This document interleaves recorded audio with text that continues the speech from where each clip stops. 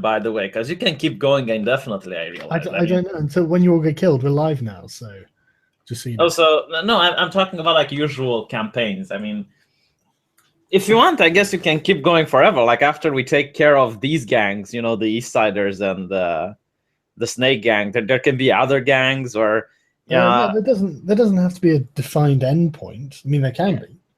I mean, I was thinking like even if we could like overtake the underworld, then you would want to move up into the city, and you're fighting corporations and shit like that. So maybe is there like an end game? Like after we deal with the quest, and let's say we clear our names and we pay back Snake and everything is fine. Is that the end goal, or? I don't know. Oh, you didn't set one, basically. No, we'll find out depending on things you do. Anyway, we're not here to talk about Cyberpunk, so let's talk about what's been going on. Because loads has been going on, but nothing like, I don't know. I've been finding like myself really distracted recently. We're live. Not by like no. It's just that nothing new is happening. We're seeing the same things happen. More terrorist attacks, more bloody gender segregation, more racial segregation. It's just like, okay, well, we need to start really getting to sort of the bottom of this, why this is happening, rather than like just saying, oh look, it's happening again. I mean, we're gonna have to start like actually doing something, right? By the way, are we live now? Yeah, we're live. Yeah. Oh, okay. You should have told me. Well, I like the fact that the left is now saying that terrorism is just something we need to deal with. There's the guy in Vice Romania, and he said, well, terrorism doesn't really affect that many people, and we should just live with it. It's something that society has evolved in 2016, and we should accept it for what it is. Jesus, can you even imagine thinking that? Just, just deal with it. Yeah. I mean, I suppose... there is kind of an argument for it. It's like, because what they want is for you to respond. The purpose is to make a country authoritarian and presumably totalitarian, so it starts looking inwards on itself, and the people start having a problem with their government rather than the government having a problem with people outside the country. And so, there is an argument to be made for that, but you can't just do nothing, Yeah, well, he is saying in that article, and by the way, this is, if you're a Romanian, you probably know Radu. He is a interesting blogger here, and he also writes for Vice Romania. And he's saying that the biggest issue with terrorism is that people are going to vote for right-wing parties. Yeah, that's true. And yeah, he's saying that in the future, he's probably going to start digging a canal because Romania's new authoritarian right-wing party regime is going to find him a disturbing intellectual that needs to be dealt with. So I'm like, okay, sweet. I doubt that'd be the case. Yeah, it's like well, he thinks that people who are afraid of Muslims are Islamophobic, right? An irrational phobia. But on the other hand, he thinks that people who vote for right-wing governments are going to get him to dig a canal. I mean, well, yeah, no. I mean, he's worried about political persecution if a right-wing party gets in, and I mean, it's possible, I suppose. We have a right-wing president in Romania, so yeah. But what I would be if you were expecting some sort of far-right fascist government to come in, I'd be a lot more worried about them persecuting Muslims. I've been doing a lot of research lately on fascism, because a lot of alt-right people are supporting of fascism outright. Yeah, like people on poll, not all alt-right. Can you do your not all hashtag not all thing? Hashtag not all, but some. Yeah, they glorify fascism, and basically fascism was done as a response to communism. Yeah, honestly, it seems that fascism has become like the edgy meme section of the alt-right. I watch a few alt-right video channels and blogs and stuff. I try to like I try to see what they're up to, something not like spying, but seeing what it is they do and think, just to understand like what's going through their minds. And the fascism seems to be like cool and edgy in the alt-right. I don't know whether that's true or not, but it is, and they believe that Germany wasn't an actual fascist country. And it's funny, like Stalinism isn't really true communism and stuff like that. Yeah, exactly. Yeah, it's exactly like the communists, which are saying that none of the communist country in the past were real communists. Yeah, hashtag. Yeah, you want to try it again, do you? Yeah. They'll get it right this time. Yeah, but I'm looking at a chart which compares communism with fascism, and the only thing that's different is the ideology. Anything else is the same. Like they We'll demand. share it so we can see. Yeah, let me just find it because I had it saved. But basically, they demand the utter submission to the state and the party from the individuals. They deny the right of individuals as being important. It's the right of the collective that's important. Yeah. They believe that any sort of private property should be abolished. I mean, there is a difference here. Okay, communism. Wasn't it just the state control? State sort of guided the industry under fascism. Yeah, well, this is the difference, right? Under communism. This is the difference, because if you're in communism, they will say that you don't own anything, right? Yeah. Despite the fact that you did, like some people did own things, like no one owned the house, but some people would live in better houses than others, right? Yeah.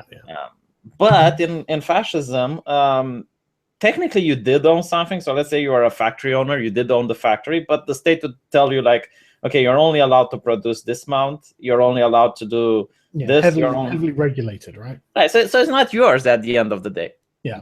You know, you're just a caretaker of your own business, but it's not really your business that we're talking. So in the end, you know, all of them had secret police. All of them were very oppressive to people who were against the ideology. All of them used propaganda. Because people ask me, like, where would you choose to live, USSR or Germany during, you know, communism and fascism?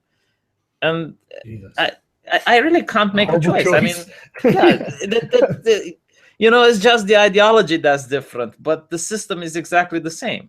Yeah. Well, they very much are sort of sister ideologies. They are. I heard someone interesting who said that communism requires fascism to apply its laws. It's like you need a fascist system in communism countries in order to get people in line. Well, I think that's conflating fascism with totalitarianism. One might be necessary for the other, but that doesn't mean that all totalitarianism is fascism. Yeah, I guess you're right. It's interesting that communism always hates borders. I mean, because I've read a few documents recently. And would you expect that the workers of the world unite? Of course, yeah, exactly. Borders. Why would it?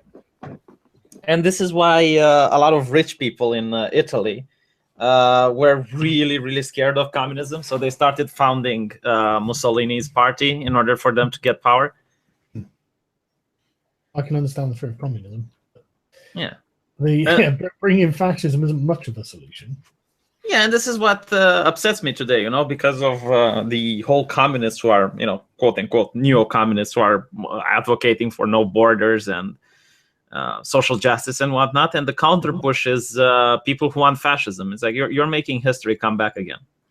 Yeah. And it's just such a bad idea. Do we have to go down this road again? You know, is it really necessary to have the communists and the fascists having it out again? Yeah, and they're saying basically that capitalists don't have the power to stop communists, so you would need a fascist. Like, you people do realize that Islam is a fascist regime. Like you do understand that Islam is right as fuck. Like if you want to see the extreme of the right ideology, that's Islam. I mean, they're against pro-choice. They're for religion. They're against women having the right to vote. You know, that's exactly Islam. It's deeply authoritarian. I can't understand why people are making excuses for it. I was thinking about it, actually. I really think that people in the West are unable to understand that it's a political ideology. It's couched in terms of religion. I really think they don't understand, and they have trouble just conceptualizing with it. You know, so they assume that it's not political. You know, and it's like, look, they've got Sharia courts. Are we not meant to be a secular country? You know, it's no, we have religious courts for other things. Okay, well let's end religious courts. You know, let's get rid of religious courts. I think they're a bad idea. and we don't need to do it. I don't care about being tolerant on this issue. I really don't. You know? Did you know that mosques are basically Sharia courts, like in any country, even if the country doesn't have Sharia? Where do they think the courts are held? Yeah, no. For instance, like let's say they want to get a divorce or something like that, they go to the mosque. You know, they don't go to the state. The state is just the formality. For them, the mosque is more important. So basically, the Muslim priest has a lot of power, not only spiritual but also actual power in Muslim communities. Well, yeah, I mean, you know, you'd expect him to. If you've got an ideological community, you'd expect the person who is instructing others in this ideology to have that kind of power. And it's basically even if they want to get a divorce or, you know, they have like any sort of civil dispute, they go to the mosque. They don't go to the actual judicial system. Yeah, I know. That's why they're doing a review of the Sharia courts in Britain. Because Are they? Oh yeah. No, Theresa May initiated it before Brexit. The thing is, there are people like, no, it's going to be a whitewash, and I mean, maybe it will be. The British government makes a lot of excuses for Islam, and so I really wouldn't rule out that it would be a total whitewash. I mean, honestly, I'm kind of expecting it. Whitewash. I like the term. So I found the thing. I shared my screen. I don't know if you can see it. Yeah. Okay. I'll just. There you go. Yeah, so here you have, this is actual social studies, you know, before they went co-opted. But you have like totalitarianism and communism, and the difference between fascism and Nazism. Mm-hmm. So you have totalitarianism, you know, a political system where the state holds supreme authority. And it doesn't only concern public life, but also private life. And then you have like communism, which has a clear theory or a program, which is the only difference between communism and fascism. And then you have the dictator, which is the leader, and you have them in all three. They're all nationalistic, as you can see. Communism also tries to be internationalist. As you said, workers of the world. Can you be nationalist and internationalist? Are they not mutually exclusive? No. Basically, you support the idea of your nation because your nation is communist, right? So basically, you love Russia because in Russia, the workers have revolted and, you know, they took over. But you want to spread this idea in other countries. So you want to spread this idea in Romania. And then it stops being Romania and Russia. It starts being this communist utopia. You know, like once the whole world is communist, you know, then we can drop nationalism. But basically, what it means is that you should love the state that you are in and hate others who aren't communist. Okay. I don't know if it makes sense. Well, I mean, yeah, I mean, I understand what you're saying, but it just, I how good of an idea any of this is just, well, it's honestly, I just can't understand why. I can totally understand why people get into this actually, but I can't understand why people don't find it scary.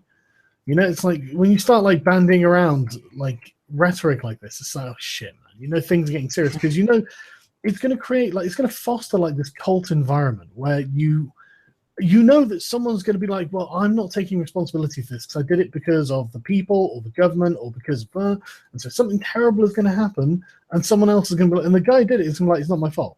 Yeah, we're on the right side of history. Yeah, exactly. They're literally, I mean, when this sort of I honestly, maybe I'm just too sensitive to it, but honestly, I start hearing stuff like this and I'm just like, man, this is just going to go badly. It's just going to go badly. I mean, there just isn't a good end to this. But sorry, go on.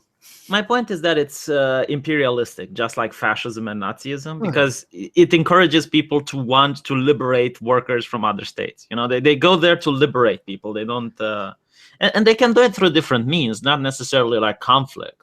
They can send politicians, diplomats, journalists, university professors. You know, there's nothing illegal with a university professor having a communist course in America. You know, and it indoctrinates the students who want communism. And then they start doing activism, and the state, Russia, can sponsor these activist groups with actual money. Yeah, I watched that Yuri Benzanov. This happened in the past, by the way. How credible is he? I mean, I looked at his Wikipedia page, and I mean, there was nothing on there that suggested he wasn't telling the truth. No, I he think was who he was, and yeah. No, I think he's credible. I do think that this is the way Russia used to spread communism in other countries. It's diabolical, though, isn't it? I mean, well, apparently it's from the Chinese, the art of subversion. It's the best way to win a war is without actually fighting a war. That is what Sun Tzu would say. Yeah. I mean, and then that is what he said. Yeah. Well, he does make. I mean, if you listen to what he says, you see what's happening today. Like the way the way social justice is being spread is exactly through those means. Yeah, no, it is. It amazes me the sort of Machiavellian mindset of it. But again, I don't really know enough about it behind the scenes. Because one thing that I've been reading. The reason I've been making less videos recently is I've been working really hard on this analysis of this book about cults, and I'm working really hard on it because I think there's so much really valuable stuff here. Like it's like, man, a lot of what we see in the media and just in society these days is easily explained if you look at it through the sort of lens of cult behaviors, and it's genuinely worrying, and it's the sort of thing that's going to get misapplied constantly. This is one of the things that's like held me back from doing this so far. Not held me back, but like has made me a bit just tentative, I suppose, is the fact that this information is going to get completely misapplied. So people are going to be calling other people cultists and whatnot when they don't necessarily fit the criteria. And I'm hesitant to introduce that into the discourse. Yeah, I can see what you mean. By the way, there's someone in the chat saying that Mussolini was a Marxist. Like, oh Jesus Christ, I don't care. Yeah, this is the actual issue. It's like, no, he wasn't. Yeah, as far as I can tell, he's not. So. Well, he hated communists. That's the point, And this is what I'm trying to say, is that all these systems, it's like, where would you want to live? Would you want to live in Russia or would you want to live in Italy? It's like, well, besides the fact that the ideology is different, the system is the same. Like, no democracy, the state is supreme. They're both authoritarian, oppressive regimes. Yeah. So it's not a picnic under either. I mean, look, how can you say that Mussolini was a Marxist when he believed in social classes? He believed that class society had its place and function. Aristocrats, industrialists, war veterans, middle and lower class. This is nothing like you see in Russia. In Russia, they believe everyone is equal and there shouldn't be any aristocrats. Yeah. It's in fact the diametric opposite of what they're trying to achieve. Yeah, I mean, it's the ideology that's completely different. And then you go on and you look at Nazism, and they also believe in social classes. They believe, there should be the wealthy and the middle class and whatnot. But they also believe, in the racism, that there should be a master race named Aryans, and Jews, Gypsies were considered subhuman and whatnot. Funny enough, if you read Mein Kampf, you find out that Hitler was more pissed off at communists than he was at the Jews. At least that's the vibe I was getting. Well, really, that's interesting. Well, do you know what Hayek's explanation for this was? What was it?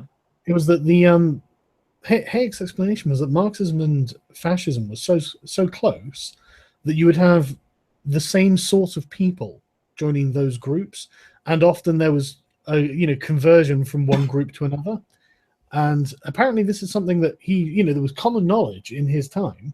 And he has observed. So, I mean, that's what he says. I don't know, but this is what he says. There was common knowledge that people, they joined the Communist Party and then maybe joined the Nazi Party or vice versa, something like that. Yeah, because it's the same kind of mind, sort of authoritarian collectivist. Yeah, and they hated the West. Yeah, and so, but they hated. He puts it as they reserved hatred for each other. There was the hatred of the apostate or something along those lines. It's like someone who's betrayed the cause rather than someone who was never part of the cause to begin with. Yeah, like social justice, like feminists who hate women that are against feminism. Yeah, exactly like that. Because that's alternative rights who hate white people who are against their ideology. Yeah, I suppose they probably do. Yeah, they banned you, didn't they? What? Didn't they ban you from a channel? They said that they shouldn't invite you anymore because. Oh no, that was just one guy overreacting. Right. But I mean, a lot of people have voted him, but it's still, you know, it's not necessarily all. Yeah. Hashtag not all. Of course. But I like the fact that all of these ideologies are very imperialistic. I mean, in the case of the Nazis, you have you know, the Aryan race who needs to expand to have breathing space and whatnot. I mean, it's justifiable, right? If everyone else is subhuman, it doesn't matter if you invade their shit. Yeah. Well, this is the thing about the cult behaviors, right? Hang on, let's get the relevant page because it's really fascinating. And it's something that we see everywhere, you know, absolutely everywhere. And don't get me wrong, I'm absolutely sure that we do this as well, right? But there are 4 basic behaviors that form a cult. The first is compliance with the group. The second is dependence on a leader. The third is devaluing the outsider. And the fourth is avoiding dissent. And social justice groups often do at least, I mean, 3 of these by default. They don't always have a leader. And so they're not necessarily a cult. But if you get, I think they do. I think they no. There will be cults within social justice communities because, like, not every group's a cult or anything like that. And it's only when these behaviors are found in extreme forms. But if you look at the compliance with the group, avoiding dissent, and devaluing the outsider, they are things that SJWs do by rote. They just do it as a reflex now. Oh, that's right wing. You know, all these fascists over here, the fascist British government and all sorts of nonsense. It's like, you know, the white supremacy. And, you know, they've adopted that as a default in their worldview, is the devaluation of the outsider. Obviously, avoiding dissent and compliance with the group is something we see constantly. The Twitter hate mobs towards people like Joss Whedon and stuff, that's fucking compliance, bitch, right there. That's the group making Joss comply. Yeah, and then avoiding dissent, blocking, obviously, and censoring and whatnot. You know, and so, I mean, you will get people like Melissa Click, who undoubtedly was a cult leader. Undoubtedly. Yeah, that's what I wanted to say. Yeah. Yeah, you saw students protesting outside of her office. Can you imagine protesting for one of your professors being suspended? Well, I guess you can. I mean, if it's a beloved professor, you know, that you really like and you think it's unfair that he got suspended, you can show some sort maybe, but it just strikes me as just. I mean, honestly, the way they were talking about it was just like, dude, you guys need to fucking lighten up. It's not, you know, shut up. But yeah, so they really do demonstrate a lot of these behaviors, just daily, all the time, any interaction with them.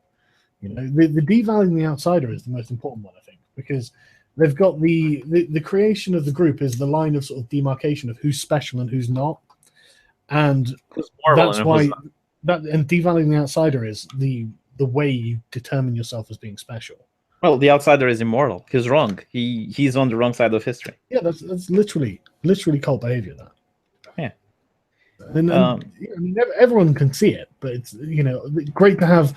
This book was written by Professor Arthur Diekman of the University of California, and he was a psychologist for like 30 years or something, and he had long experience investigating in cults. He'd been in cults himself. He'd actually, you know, gone there and had a look, and he's, you know, got studies and data and all this sort of stuff that he's referencing, and it's just like, I think this guy genuinely knows what he's talking about. Yeah, it's like Scientology. I mean, if you compare it with Scientology, it makes sense. You know, they don't ask questions when you're at like, if you look at YouTube on how a Scientology course is like, you know, they're not encouraged to ask questions. Dissent is not encouraged. Once you leave the group, you're branded as I don't think it's suppressive person. They have other words for it.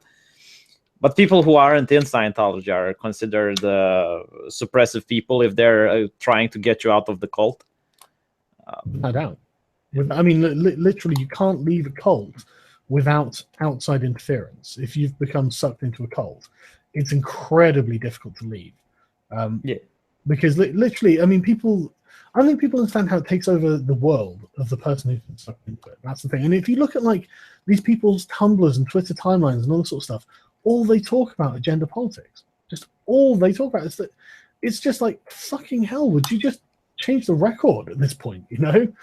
I actually made a video which really pissed me off. I rarely get really emotional when I talk about the video, but this one really pissed me off because it was about a girl, 22, and she was supported by her dad. Like her entire life, she got everything from her dad. She got her education paid, she got her car paid, she got a job working at her dad's company, and recently she gets an apartment, right, for herself by her dad, and she moves in and asks her dad if some of her friends can stay there as well. So they start this sort of communist Marxist type of group between each other, right? Of course they do. And at one point she burns the American flag, and her dad was a war veteran. And of course, he was being a little bit upset about all this because not only did she burn her flag, but she also posted it on Facebook and whatnot. So not only his dad could see it, but his dad's friends also saw it, right? So he didn't like that. And he tried having a conversation with her, the first thing, right? He said, look, I value freedom of speech. If you want to burn a flag, that's fine, but let's talk about it. Why do you believe these things? So she gets really upset and immediately blocks her father. Yeah. So, and she says, my Facebook is not a democracy. There's no freedom of speech on my Facebook. Yeah.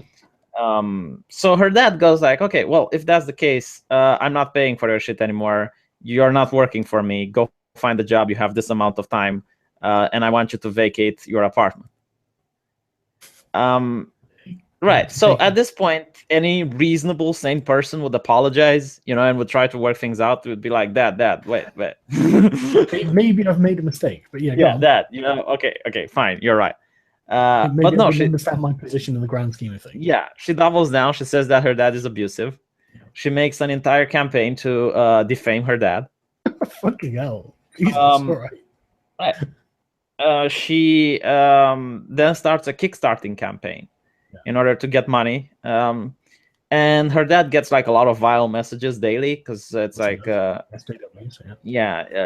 loving your child should not be blah blah blah. And okay, first of all, she's not a child, she's 22 years old. Secondly, loving your child should be on default, but a child should also listen to a parent on default if that's your rationale.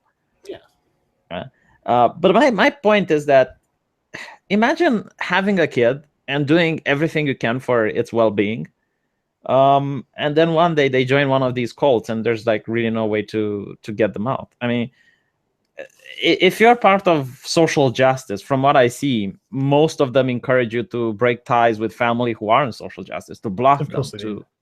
And you see this on articles like Jezebel, Feminist.com, sometimes even Washington Post. They just clearly say, if one of your family doesn't believe in social justice and they're a racist or whatnot, just block them. Just stop contacting them, stop talking to them, stop blah blah blah. Defooing is the reason that they defoo is to enhance the power of the group and the control of the group over the individual, because like you say, the way the people get out of cults is by having someone on the outside who helps them. The whole point is to remove those contacts on the outside, to make the person entirely emotionally dependent on the group, because the whole point of a cult is part of a dependency fantasy. So the leader of the cult becomes the parent figure, and then the people in the cult become the children, and they become entirely dependent on the parent. And so there is this ever upward pushing desire to give more and more power to the parent, because it will make the other people feel more secure, because they've completely surrendered their personal decision-making ability to the parent. So and Diekman likens this to the feeling that a kid gets when they're in the back seat of the car, and they get in, and then the parent just drives them off, and the kid just feels completely relaxed and falls asleep because they know the parent's completely in control. And it's the same sort of regression back to that childhood state that people are looking for. And then we get videos coming out of Yale where she's like, it's not about creating an intellectual space, it's about creating a home here and stuff like this. And it's like, my God, these are just children looking for security. And that's what is happening with these. And then that's what they're allowing people to do, because they'll find any leader who's like, yeah, well, like with Jess Phillips. So, oh yeah, I'll censor the internet. Fucking hell, Jess. just would you stop it? But yeah, apparently not. Well, I guess the government would love to have a bunch of people that just do what the government tells them to do. You know, that would be any party's wet dream. Yeah, and exactly. I mean, they approach the government on terms that is very palatable to the government, as in, you know, oh, please, would you protect us from the mean, naughty people? They want to feel that they're being useful. You know, of course, they're going to respond to that. Not only that, but companies would love it as well. It's like you tell people what to buy and they buy it. You know. I think for companies, there's less incentive to give a shit. It's more about just whether this is going to cost them money, and if it's not going to cost them money, then they'll do it. Yeah, but listen to what my reasoning behind this is. First of all, no company wants to sell a car and have a guy saying "nigger" in the comment section, right? Well, yeah, obviously. Yeah. So that's one problem out of the way. The other is like the use of political correctness. So, for instance, if Xbox releases a new console that's infested with DRM and spyware and other shit like that, that's gathering data from users to sell to other companies, some clients might be upset, right? And they would say, well, this new Xbox is retarded. And well, whoops, you used the word retard, even though your argument, you know, has merit, and you wrote like a really good post on the forums and whatnot. You use the word retard, so like your entire thread gets banned. Now, other people might also post their opinion to this, and they might also use some language that's not 100% PC. They will also get banned. And then the forum moderator comes and goes like, okay, since we can't have a sensible discussion on the topic, and some people are the gut-wrenching examples of humanities by using blah, blah, blah words that we find offensive, no one can talk about this subject. Any discussion on how bad Xbox is going to be banned. And I do think that companies are using this type of political correctness in order to promote their products. It certainly helps them if they can have a legitimate reason to shut down criticism of their product. Yeah. And Xbox actually did this, and the EA Games usually does it on their forums. The ones who made the 2K Games, the ones who made the XCOM, does it as well. Pretty much like any company that promotes a game for being diverse, if you don't like the game, it's because you're a racist and a misogynist. Yeah, I really hate that sort of lazy thinking. But if you like their competition, it's because, you know, their competition who put tits it's racist. And yeah, look, if you like Doom, it's because you're a sick person. You're sick in the head. You like violent video games. Yeah. Yeah, and the company that makes Doom isn't really PC yet. Isn't fully in line like EA Games did. I mean, you don't hear them complaining about Mass Effect being violent, right? Why? Because they're filled with social justice warriors. Like BioWare is infested with them. Oh, I tell you what, BioWare, it's been a real sad story. I used to fucking love BioWare, but watching, and the thing is, I would still play their games, but the games are shit now. Yeah, they hired a guy named Manveer. He hates white people, doesn't he? He wants to kill white people. He posted on Twitter. Yeah, he posted on Twitter that you should there shouldn't be a breath of thinking when someone asks you to kill white people. You should just do it. Oh, really? That's pleasant, man. This guy is working on Mass Effect. I'm like, all right, why is this person hired? I mean, you know, he's using his public company Twitter in order to talk shit like this. A lot of his fans are white people. Is this... Look, man, you know, it's their choice if they want to just hire an open bigot. You know, I mean, your business, free market. No, it's not my business. I completely agree. I wouldn't want to censor him. I don't mind that he holds these views. I just don't understand why he expresses them in public on a platform that bans someone like Milo for a lot less. There is a distinct hypocrisy there. You're right. Yeah. But the thing is, I really do think people should, in a lot of ways, if they want to politically protest, boycotts are definitely a valid way of doing it. You know, there's. Oh, I'm not buying the new Mass Effect. Yeah, no, I wouldn't. Just, you know.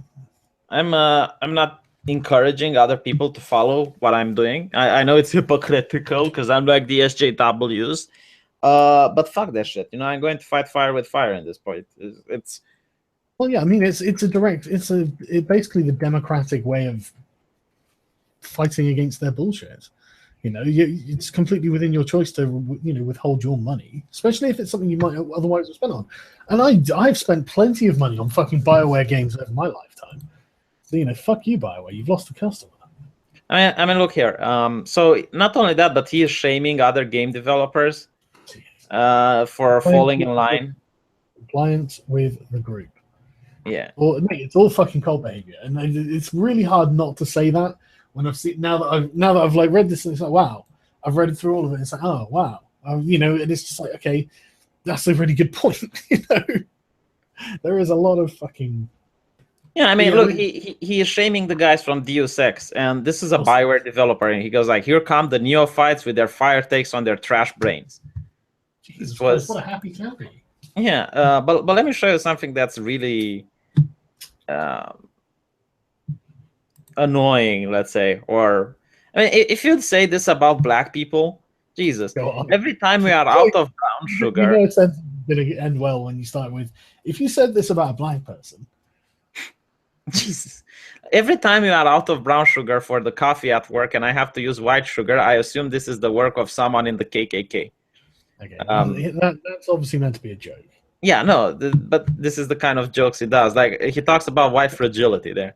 Some people think America's pastime is baseball, but it's actually protecting white fragility. Right, hilarious. Yeah. Imagine if you'd say, like, protecting black fragility. Well, then I'd be a racist.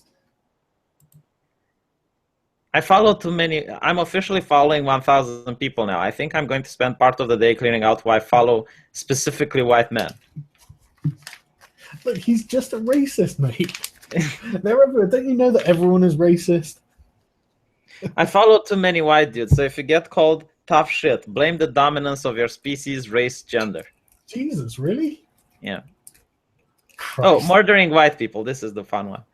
Holy shit. If I still lived in the Maryland, D.C. area and heard someone using the term snowquester, I would murder them and pee on their body, on their dead, bloody face. No class required when murdering white people. We all know white people would ever say words snowquester.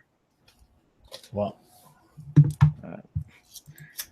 Okay, and this is like, I think he has quite a high job in talking. No, he must, because otherwise he'd get his fucking shit canned, wouldn't he? Yeah.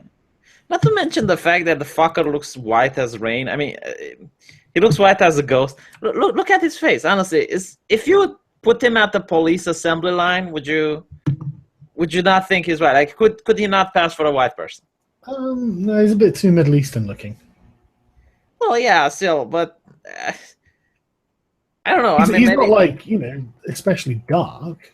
I don't know whether levels of darkness. I mean, I assume that they think levels of skin tone and darkness affect the relative amount of persecution they get, because they always complain about fucking light skin things and shit like that. No, we don't follow them. Yeah, but to be fair, I don't think in America a lot of people have like 100% pure white blood. Because many of them do. Not. I'm agreeing with you. I don't think they do either. Yeah, either they like somewhere in their family tree, someone married an Indian, or they married, and I'm talking about feather, not dot. Yeah, right. No, I totally agree with you. Or someone in their family married a black person. I mean, you have a black person in your family, and you look white as a ghost. Yeah. You're a pale face. Yeah. I am a cracker. It's been all but bred out of me. By the way, someone in the chat said something which pisses me off. Is like the Jews started communism. Okay. No, it wasn't, was it? Was Marx Jewish? Even if he was, let's assume that everyone who was involved in the communism was Jewish. That doesn't mean that the Jewish people got together and discussed, okay, let's start communism. It's like saying white people are responsible for World War I and World War II. Or colonialism. Or colonialism, yeah. I mean, the thing is that's nuance. That's not. There's no need for that. Okay, it's a lot easier to just say the Jews did it. Yeah, I know. I mean, when I say that Islam is bad, or Muslims are bad, is because Islam is the ideology, and it does tell them to do bad things. Yeah. While Jewish people don't have an ideology that tells them to do bad things that they follow. It doesn't. It's not written in the Torah, "Thou shalt start communism." And you would think it would be antithetical to their character. Yeah, no, the thing with the alt-right that's annoying is that it's like, oh, Jews are so few and they control so much. It's like, wait, so now you're talking about wealth distribution just because you're like a minority of the communist? Yeah, exactly. Like if you're a minority of the population, you need to have like a direct representation of the percentage of things you need to control. Yeah, honestly, that just makes me think they fucking work hard and stick together. The thing is, I love the Jewish conspiracy thing, right? Because I love the idea of getting George Soros and like Ben Shapiro in the same room together, and then they just sit there and you leave the room, you've got a camera on, they just sit there for a minute and they start rubbing their hands at each other or something. No, but another thing which is annoying is that they now believe Jewish as a race, right? So when people call you a racist for hating Muslims, that's not true, right? Because being a Muslim is an ideology, it's a faith. But now Jewish people aren't an ideology or a faith. It's also... That's the thing. I don't actually know if it is a race or not with Jews, because there are lots of secular Jews who aren't religious, but yeah, but mate, I could be a Jew. Like you could be a Jew. All you have to do is to chop off your foreskin and get a rabbi to recognize you. No. I think it's the difference between the religion of Judaism, a follower of Judaism, and someone who is ethnically Jewish. Again, I don't really know about it though, so I just think that's the distinction that's being made. Hey, but here's the thing: they don't hate only ethnically Jewish people. If I would convert to Judaism right now and I would become a Jew, they would hate me. V. Yeah, they would give me the echo, right? Yeah. Not only that, they actually have a name for people who used to be Jewish in your family, and they call it a crypto Jew. That's amazing. Hey, did you know? Like, if your grandfather was a Jew, you would be a crypto Jew. Oh right, okay. Am I a crypto dindu? Yeah, crypto dindu. Okay, so the Jews then, V. What's your opinion? I think the reason they make a lot of decisions is because they're wealthy. Actually, let's actually talk about the alt-right.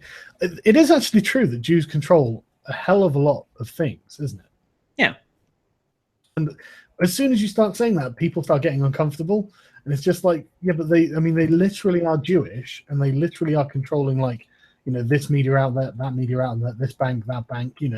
I'm not saying that them being Jewish is necessarily something. No, but it's explained by history why that is. Go on.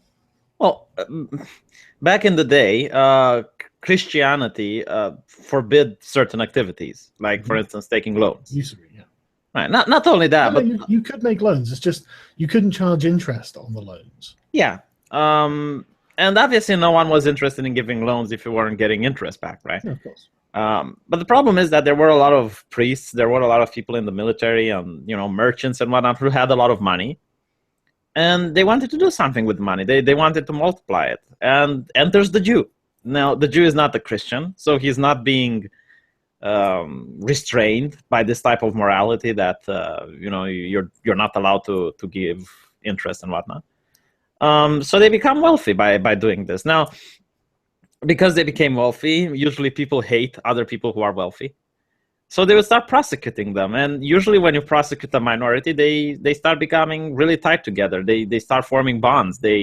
They start helping each other out. I mean, if I would go into Saudi Arabia and, I would be persecuted for being a Christian, I would probably start to stick together with other white people, other Christians, people that I have similarities with that are also persecuted. Yeah. And when you would have a calamity, let's say, like the fires in London or something like that, then if you are a Jew, you would ask other Jews to come over and help you rebuild, and then you'd go to them and help them rebuild. But if you're like a British person, no one would help you rebuild. Your house burned down, who's going to give a fuck? Well, your neighbors would probably help. Well, yeah, maybe, but not to the same extent that the Jews would offer to. There might be tighter bonds due to the ethnic connection. That's true. I think that's a fairly cogent analysis, man, to be honest. I don't really see anything I disagree with there. I do think it's probably it's become more insular because of the persecution, without doubt. Right. And basically over the years, of course, some Jewish family, not all, #not all, became very wealthy. You know, like bankers, and Rothschilds, they got into politics, and they started buying off the media and whatnot because they realized the media is a good instrument. And I don't think they are doing it, you know, as a religion or anything like that. It's because they have money and they have power, and they want even more money and power.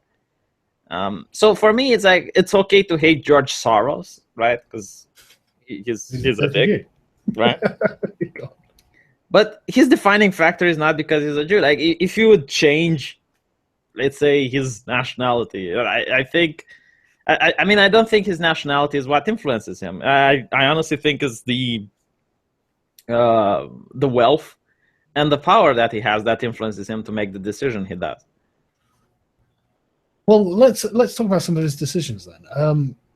Like, I think the funding of these activist groups is very interesting. What's your opinion of it? He wants to destabilize nations in order for the nations to make loans from the International Monetary Fund. Yeah, he did directly come out and say that national borders were the obstacle to his goals, didn't he? Yeah, they want to pretty much get as many Muslims into Europe, so that Europe then he actually said this. He wants Europe to make a surge loan from the International Monetary Fund in order to be able to house the immigrants. And he keeps saying that it's Europe's morality and moral duty to get as many Muslims as possible. Jesus, really? Why is it a moral duty, did he say? Because apparently it's based on the human rights issues, and it bases itself on why European Union was founded, according to him. Because Muslim countries are awful? No, because he calls them refugees, all of them. Yeah. And it's Europe's moral duty to take as many of them in. And Europe should take double as much in the next year, right? But it's his interest. I mean, the guy is working for his own interest, and I don't understand why people can't understand this. I mean, he because doesn't it give falls a in line with their own interests, probably. right. He doesn't give a fuck that people suffer. He doesn't care. Like, all he wants is to make money. And if Europe is making loans from the International Monetary Fund, not only does he make money, but he also gains power, because once you make a loan from IMF, then IMF gets to decide how you run things in your country. Yeah, it's a curse of death, yeah. Yeah, so basically he's going to control Europe at certain extent, right? It's not full control, but yeah, you do get... I think he's going to have undue influence, is the best way of framing it. Yeah, but if you take a Jew like Milo Yiannopoulos, right, I don't think that if you put him in a room with George Soros, they're going to agree on issues. Well, they will start conspiring, won't they? And let's talk about Jews, right? Most Jews are fleeing France now. They're fleeing... they're fleeing Germany. The educated population fleeing your country. That should ring alarm bells. Do you think George Soros gives like a tiny fuck about these people? Do you think he really cares? Do you see him donating money to these people? No, he doesn't give a shit. He's not doing this for the Jewish people. He's doing it for himself and his interests. That's basically what it seems to be. Yeah, not to mention, like, most of the Jewish-founded media. Okay. Well, let's talk about the What do you think his interests are? Why do you think he wants this to happen? He wants power. Like, no. People don't just want power for the sake of having power. People want power to do something. So what does he want to do with that power? Well, maybe he wants to make a name for himself. Maybe he wants to help his family. Maybe he wants to, leave something after he dies. I don't know. But that's the thing. We do need to work out what it is they want. That's the thing. What good comes to George Soros for maybe literally the last years of his life trying to knock down borders in Europe? What does he get out of it? Maybe it's actually ideological driven. I mean, he could be believing that, in the future humanity should unite. I know there are some people who have this retarded belief that there should be actually no borders. And I think he is obviously a no borders activist, since he's the one saying the borders are the problem. But do you think it's just humanitarian or what? No, I don't think it's humanitarian. I honestly think he wants his business to be successful. But it is already successful. He wants it to be more successful. I mean, there's no limit. There are some people who basically, want 8 cars because his neighbor has 4. Yeah, I don't think Soros is actually like that. You know, I mean, that's sort of small-minded, and you know that's all. That's not. I think Soros is looking towards the future of humanity. You know, I he's don't know the thinking, guy won't it be better if we're all one big happy family? Or Well, something like that. yeah, to be honest, I don't know the guy to make such decisions. Mm. So far, all I know is that he wants IMF to be more successful, and he's doing this by destabilizing a lot of countries, and by destabilizing them, he creates a crisis so that the countries can turn to IMF. Either than that, I can't know why he's doing it. You know, as you pointed out, he's an old man. You know, he doesn't have anything more to gain. He's already rich as fuck. So yeah. But why ruin everything for everyone else?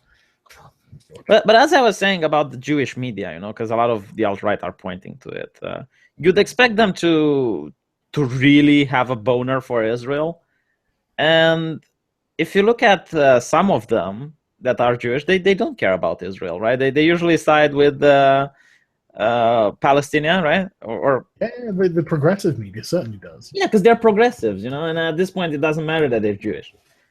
Well, yeah, I think that I think that definitely does trump the Jewish thing. I mean, one of the things that I found interesting when I was talking to Michael, what was the guy from Majority Report? Paul Brooks, is that he started by saying we're Jewish, does that matter? And I'm like, what? Why the fuck would that matter? Obviously thinking I'm like part of the alt-right or something. But he was then highly critical of Israel, saying that it was Western foreign policy that was causing all the problems, blah, blah, blah.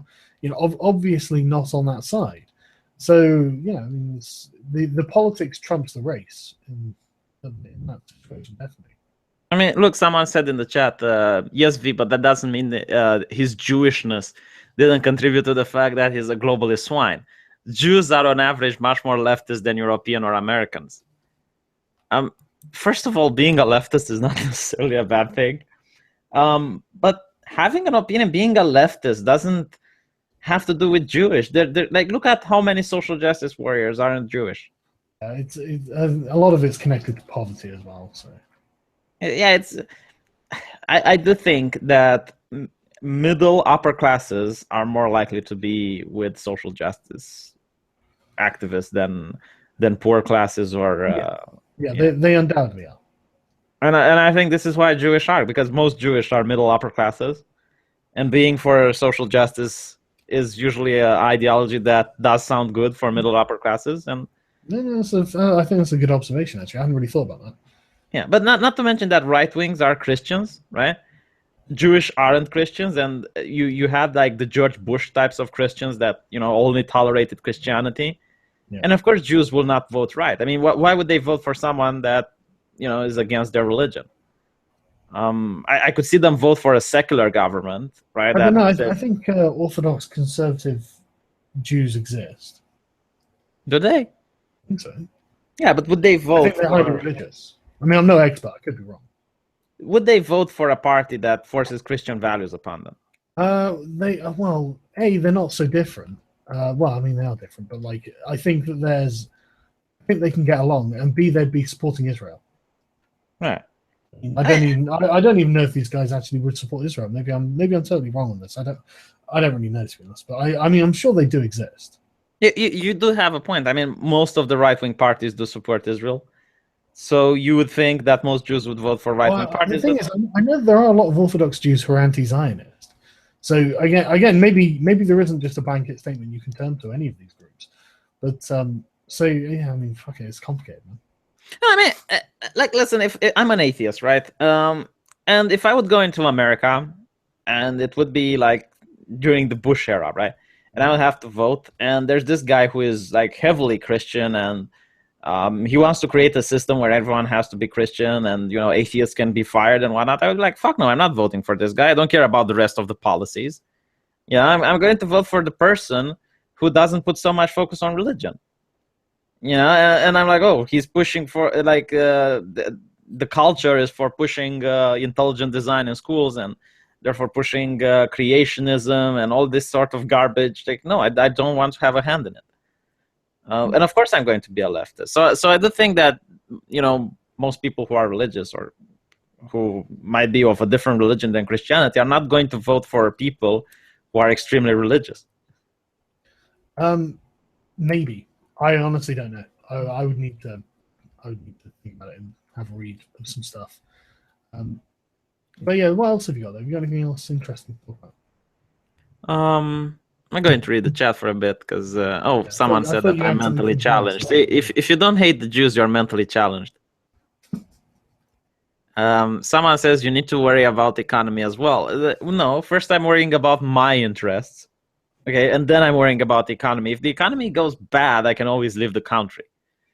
It's not my fault that I had to decide between two faggots, one who wants to be heavily religious and the other who doesn't. Right? That's what the country provided me to make the decision with. Hey, one thing about the American election that really amazes me is just how old they are. I mean, how old's Clinton? 68 and Trump 69, something like that? George Bush was old as well. He wasn't that old. George Bush was not that old. No. Hang on, I'm just gonna look it up. She's 68, yeah. And Donald Trump's 70, right? Bill Clinton's 69. When did Bill Clinton when was Bill Clinton? No, Bill Clinton was young, yeah. But you did have like older presidents. Wasn't Truman quite old? Possibly, but do you not think it's just weird just how old these two people are? I mean, they're septuagenarians almost. It's just, I'm worried about them being senile, mate. I mean, if you watch Donald Trump in debates and stuff, these days he's not even talking. You know, he's just repeating his sort of propaganda point over and over. And Hillary Clinton appears to be losing her mind, like fucking freezing and like, It's just like, Jesus Christ. And when the other day, Vox.com, I think it was reporting that, Donald Trump said he's basically going to abdicate doing the presidency and leave all the hard work to his vice president. And I'm like, man, that is probably the best move any of us could ask for. You know, what's Mike Pence like? Oh, really boring. Okay, good. Man, to be honest, I don't care who the president is, because usually the president doesn't make decisions. You know, it's the lobbyists and the one who pay money. They can make executive orders. I don't know. They can, but they usually make them under pressure. I mean, watching the recent type of politics and, you know, recently what happened, maybe if Donald Trump wins, he will be different. I sure hope so. I would like to see a guy who doesn't care about the companies and whatnot, but I think it won't be as different as it necessarily as people are worried about. I think Donald Trump's going to get blocked at a lot of turns. He probably will. So many people hate him. Do you think he's going to win? Do you think he'll take it over Hillary?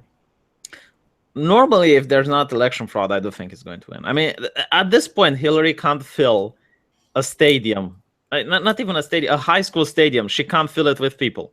How the fuck is she going to win? I mean, there's pictures over pictures of her. The media is photoshopping people in her pictures just to make it look. Are they actually doing that? I heard. Yeah, you didn't see. I had them. Like, let me try to find it. Yeah, if not photoshopping, which they also do, they try to make it from different angles so you don't see how empty. They do that all the time. They do that here. But they'll take a picture of a protest up close to make it look like there are tens of thousands, and then someone will take a picture of the photographer taking the photo, and there's like 100 people there. Yeah. But no, they do Photoshop it, and it's disgusting, right? I mean, at this point, any reasonable person would just withdraw from the competition. It's like, okay, you know, if I can't fill a stadium, a high school stadium with people, what chance do I have to be elected? You know, and the other guy, the opponent, is filling enormous stadiums of people, and not high school stadiums, but like, you know, actual stadiums. It's like they're not even in the same league at this point. Yeah. Let me see if I can find the Photoshop thing. It's, I tell you, I listened to about half of Trump's acceptance speech for the Republican Party, and I listened to the other half last night, and it was a surprisingly good speech. But there were aspects of it that did concern me deeply. The emphasis on the rule of law and order. I can appreciate why he would want law and order, especially given things like Black Lives Matter and stuff like that. But I can't help but hear jackboots in the distance. You know what I mean? It was the tone of it was like, okay, all right, no, okay, calm down, just stop, please. You know, it's starting to get worrying now. So yeah, look at this. Look at my screen, right? So in the left you see the real picture, in the right you see the fake. Sorry. Oh wait. That's a god. And then look at this. Right? This is, I mean, this is fucking shameful. You know. That is pretty fucking empty. Yeah, look at the photoshops, right? Really? Yeah, go back. There's where's the original?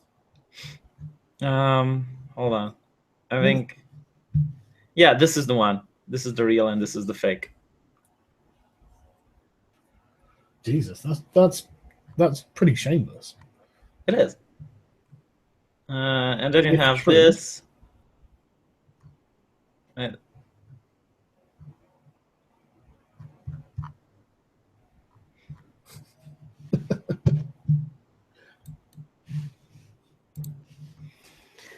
Yeah, I just don't understand why people are okay with this. I mean, honestly, I don't think they are. And I think that Hillary is going to find herself expecting a lot more support than she gets. I really do. She's so unpopular.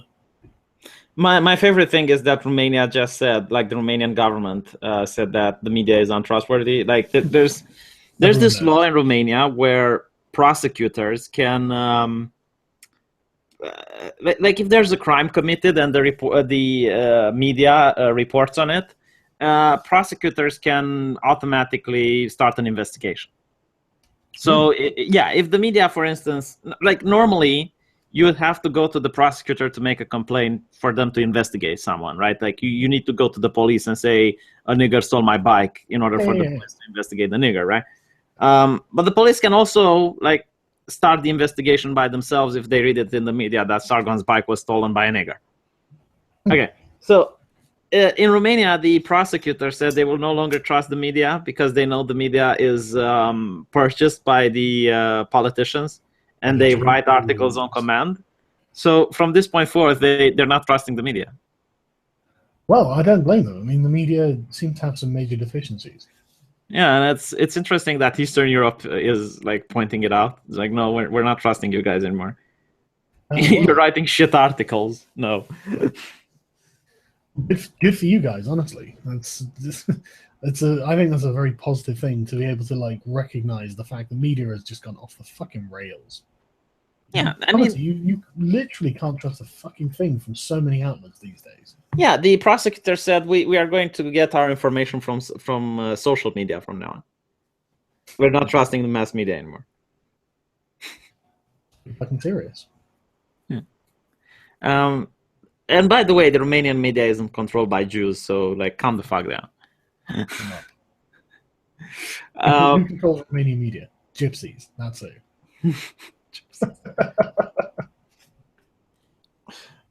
Honestly, I'm seeing so many similarities between gypsies and Muslims. It's like the reason that they are some of the poorest people in the population, and is because they don't want to adapt, you know, and it's why they commit so much crimes as well. Like gypsies have these things called Puritan laws, and again, they have this jurisdiction outside the system, you know, like Sharia law. You know, it's like a jurisdiction by their own morals and codes. And it's outside the system, and it deals with arranged marriages. They marry kids as young as 7 years old. Just fucking awful. Basically, they're really primitive. They are. Socially primitive. Yeah, and I can understand why gypsies are outcasts and they're considered to do magic and stuff like that, because they used to be nomads, but not like warrior type of nomads, you know, not like we're going to beat people up. Yeah. And they would go from city to city with caravans and stuff like that. When you have this sort of lifestyle, you can't really have a stable job. You're not going to make it even to be mediumly wealthy or anything like that. And they would have like different tricks in order to get money from people, like palm reading, crystal ball reading, you know, like a certain level of cons in order to get some money from people. Yeah. I had a friend who I used to work with, and she was from Slovakia, and she went to Romania and got a gypsy palm reading, and then she was telling me all about it as if it was a genuine prediction of the future. And I was just like, you don't honestly believe that some old lady in a Romanian village actually knows your future, do you? And she got really upset with me that I didn't believe. I mean, no, because I told the gypsy, it's like she wanted to read my palms, and I went to her and it's like, can you tell the future? And she's like, yeah, I can. Then go play the fucking lottery, you dumb twat. Yeah, I was just amazed that anyone really genuinely had bought into it. But sorry, yeah, go on. People used to believe they were magic. Yeah, that's the thing, and then comes the stereotypes. And to be honest, the gypsies were also asking for it because, like, people who didn't want to give them money or anything like that, they would put a gypsy curse on them. But think about it, right? If you're like a superstitious folk, yeah, if you're a superstitious folk and you believe these people can do magic, and if you piss them off, they put a gypsy curse. Like, won't you get like a little bit upset or avoid them in the future? Well, yeah. If I thought they were going to curse me, like if I legitimately thought they were going to curse me, I might avoid them in the future. That's right. Yeah. And it's because of this that they never managed to get any sort of wealth. But it's also the fact that nowadays, okay, they're not nomads anymore. At least most of them aren't. But they refuse to send their kids to school, and instead they just have like 4 or 5 kids. And because of the arranged marriages, they have kids at a very young age. I mean, when I was in the hospital, I saw 12 and 13-year-olds having babies, and I'm like, Jesus. Islam that well be. Did you not see the 6-year-old and the 9-year-old in Pakistan? They were saying, no, this is completely Islamic. Of course it is. Yeah. And then when you have a kid at 12 years old, when are you going to get an education? When are you going to go to school? Education is for other people. Yeah, and in Romania, you don't even have welfare that much. So either they leave Romania and they go for Britain to beat the shit out of Muslims over there, I understand. Or they just send their kids on the street to beg. And it's like, well, I don't care how you're going to find food. Just go out. Just deal with it. I don't care. But by the way, what did you think about the Romanian gypsies? Because I think they're gypsies. I don't think Romanians would do it. But that beat the shit out of Muslims in Luton. Honestly, I thought they were in the wrong. Really? Yeah, from what was being said. I mean, do you think they were really loitering out there like a bunch of angels, just not causing any trouble? Why didn't the Muslims call the police? Why did they went to harass them? Well, fucking mad. See, that's the problem. I mean, first of all, like that article, for those of you who don't know what happened, right? This article is only from the perspective of the Muslim owner. So we don't really know what happened. But this is what he says happened, so we're going to believe him. There were a bunch of people outside the store in a parking lot who were drinking alcohol. And the Muslim is really upset because, like, why are they drinking alcohol? So he goes to have a talk with them. They start, like, pushing and shoving each other, right? And then the Romanians leave. Yeah. Yeah, and then the Romanians come back a while later with baseball bats, vandalize the store, and beat the shit out of all the Muslims that were in. Yeah, I don't think that's necessarily a proportional response. And are we really assuming that the Romanians were just completely... They weren't causing any trouble at all? A bunch of guys just drinking, not causing any trouble. Then they come back after being complained at and smash the place up and assault. I also thought this in the beginning, but then I go on YouTube and I look at Luton, right? And I saw Britain First, which some people say it's a racist organization, but this doesn't matter. Yeah. They took some crosses, right? So they walked through Luton on the street with crosses in hand to see how the Muslims react. They weren't saying anything. They weren't chanting anything. They were just walking. There were Muslims who jumped at them to try to beat them. Okay, there were Muslims who told women to cover up and shit like that. Okay? This is a place that has Sharia patrol. So I honestly do think that it's possible that the Romanians were just outside drinking alcohol when the Muslims came to harass them. It's not that it's not possible, but I suspect in this case they were probably causing trouble. I mean, I'm not saying that every time or anything like that, but in this case, it kind of sounds like they might have been. Well, my assessment of the situation is that the Romanians need to be arrested, right? You can't beat people on the street. That's what Muslims do. Okay. But on the other hand, I do think the Muslims need to be arrested as well for vigilantism. You don't go out and you don't start bullying people regardless. You call the police. This is what civilized people do in I Britain. mean, what did the Muslims actually do to the Romanians that was criminal? They went out, they started shoving them. Oh, they actually did. They were shoving them, right? So Yeah. They started shoving each other in one house. Right, okay.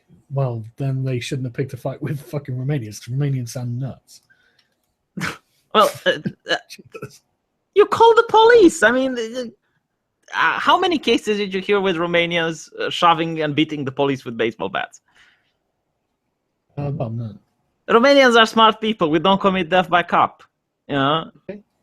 And if I would be in the United States, I guarantee to you, you know, if I would be in the skin of a black person, I would not get shot.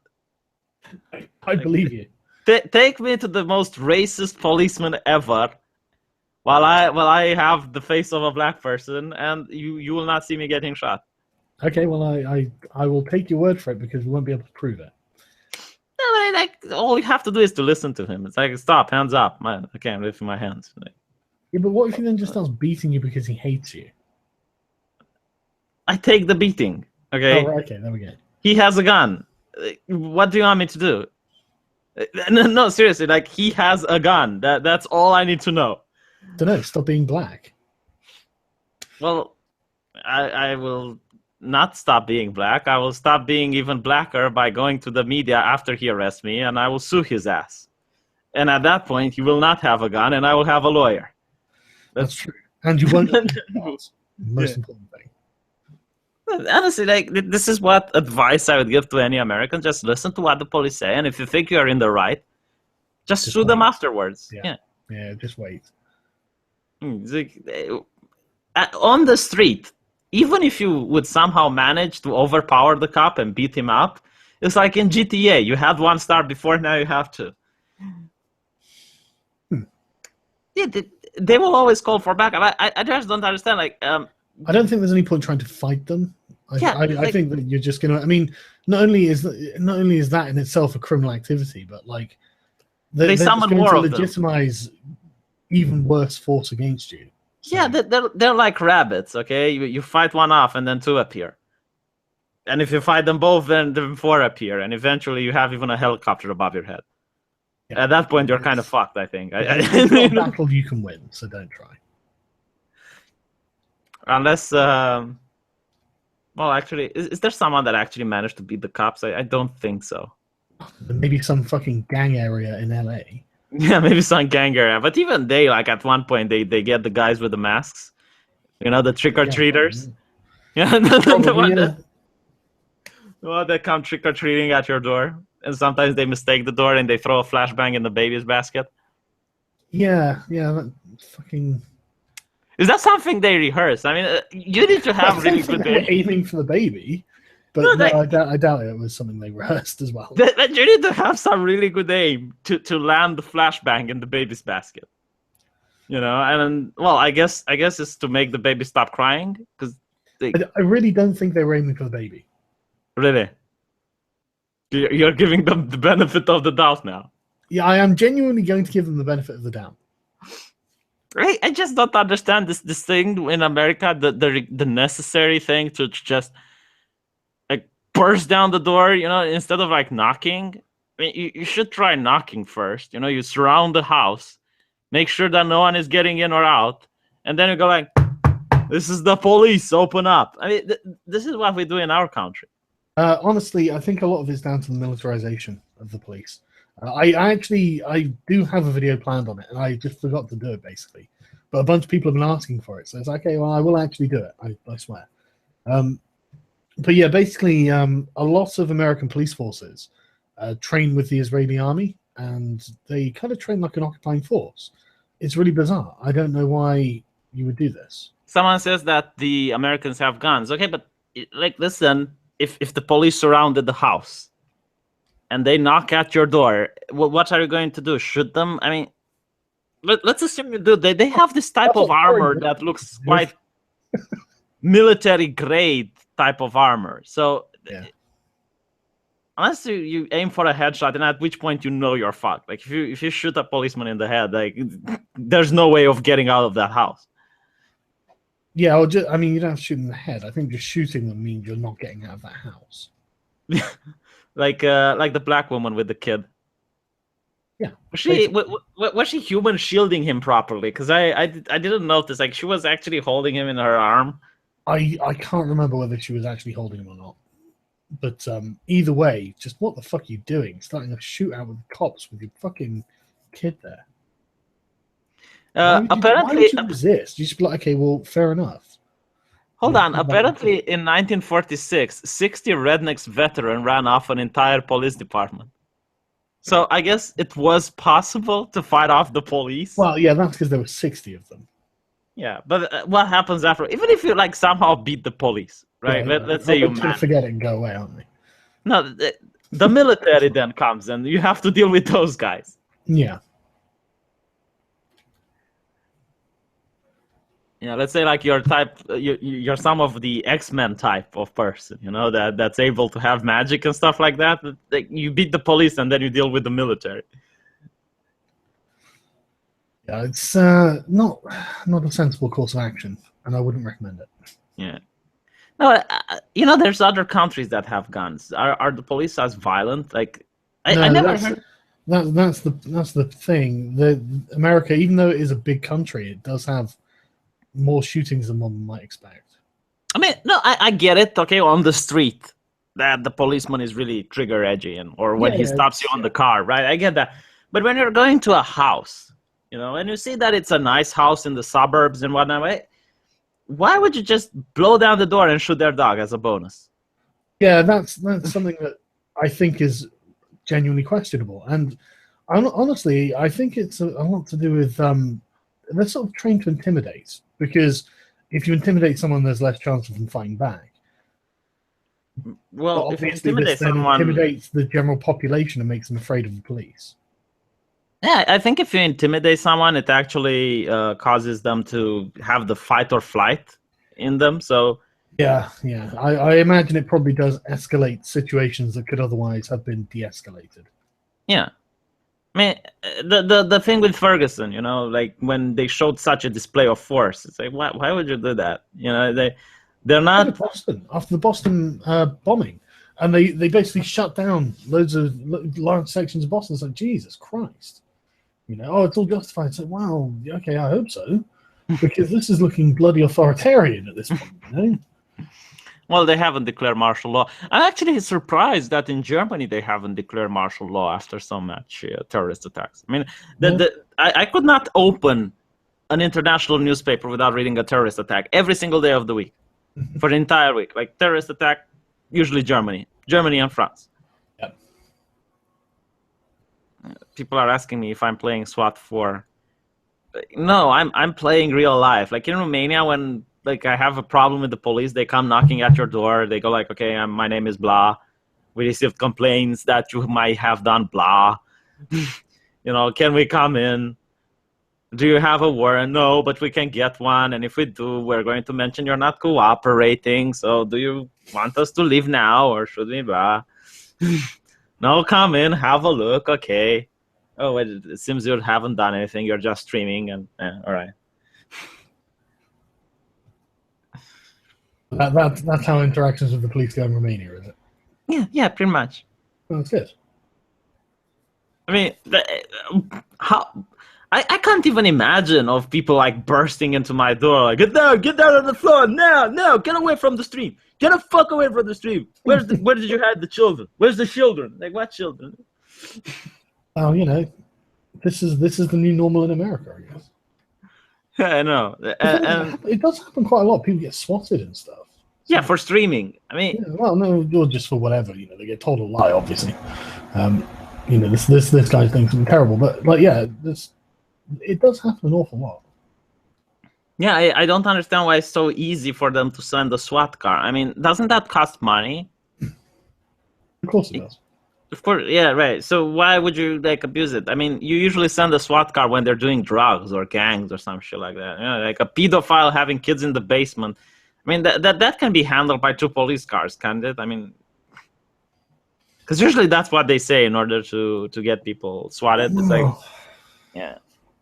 Yeah, the thing is, it's hard to. It's a big subject and it's really difficult. And I always get people going, no. I know someone in the police department. I'm like, yeah, okay.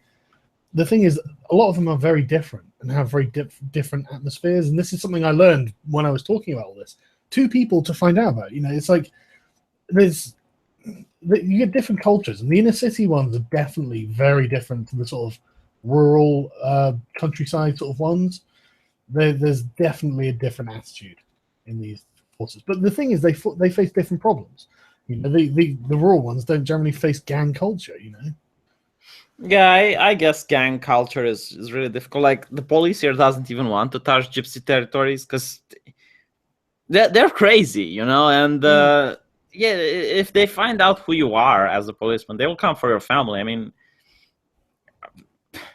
I can understand, you know, people expect the police to be like this Superman, you know, that's dealing with any sort of crime and doesn't flinch at right now. But he's just a guy, you know. He has a family as well. It's just a job for him at the end of the day.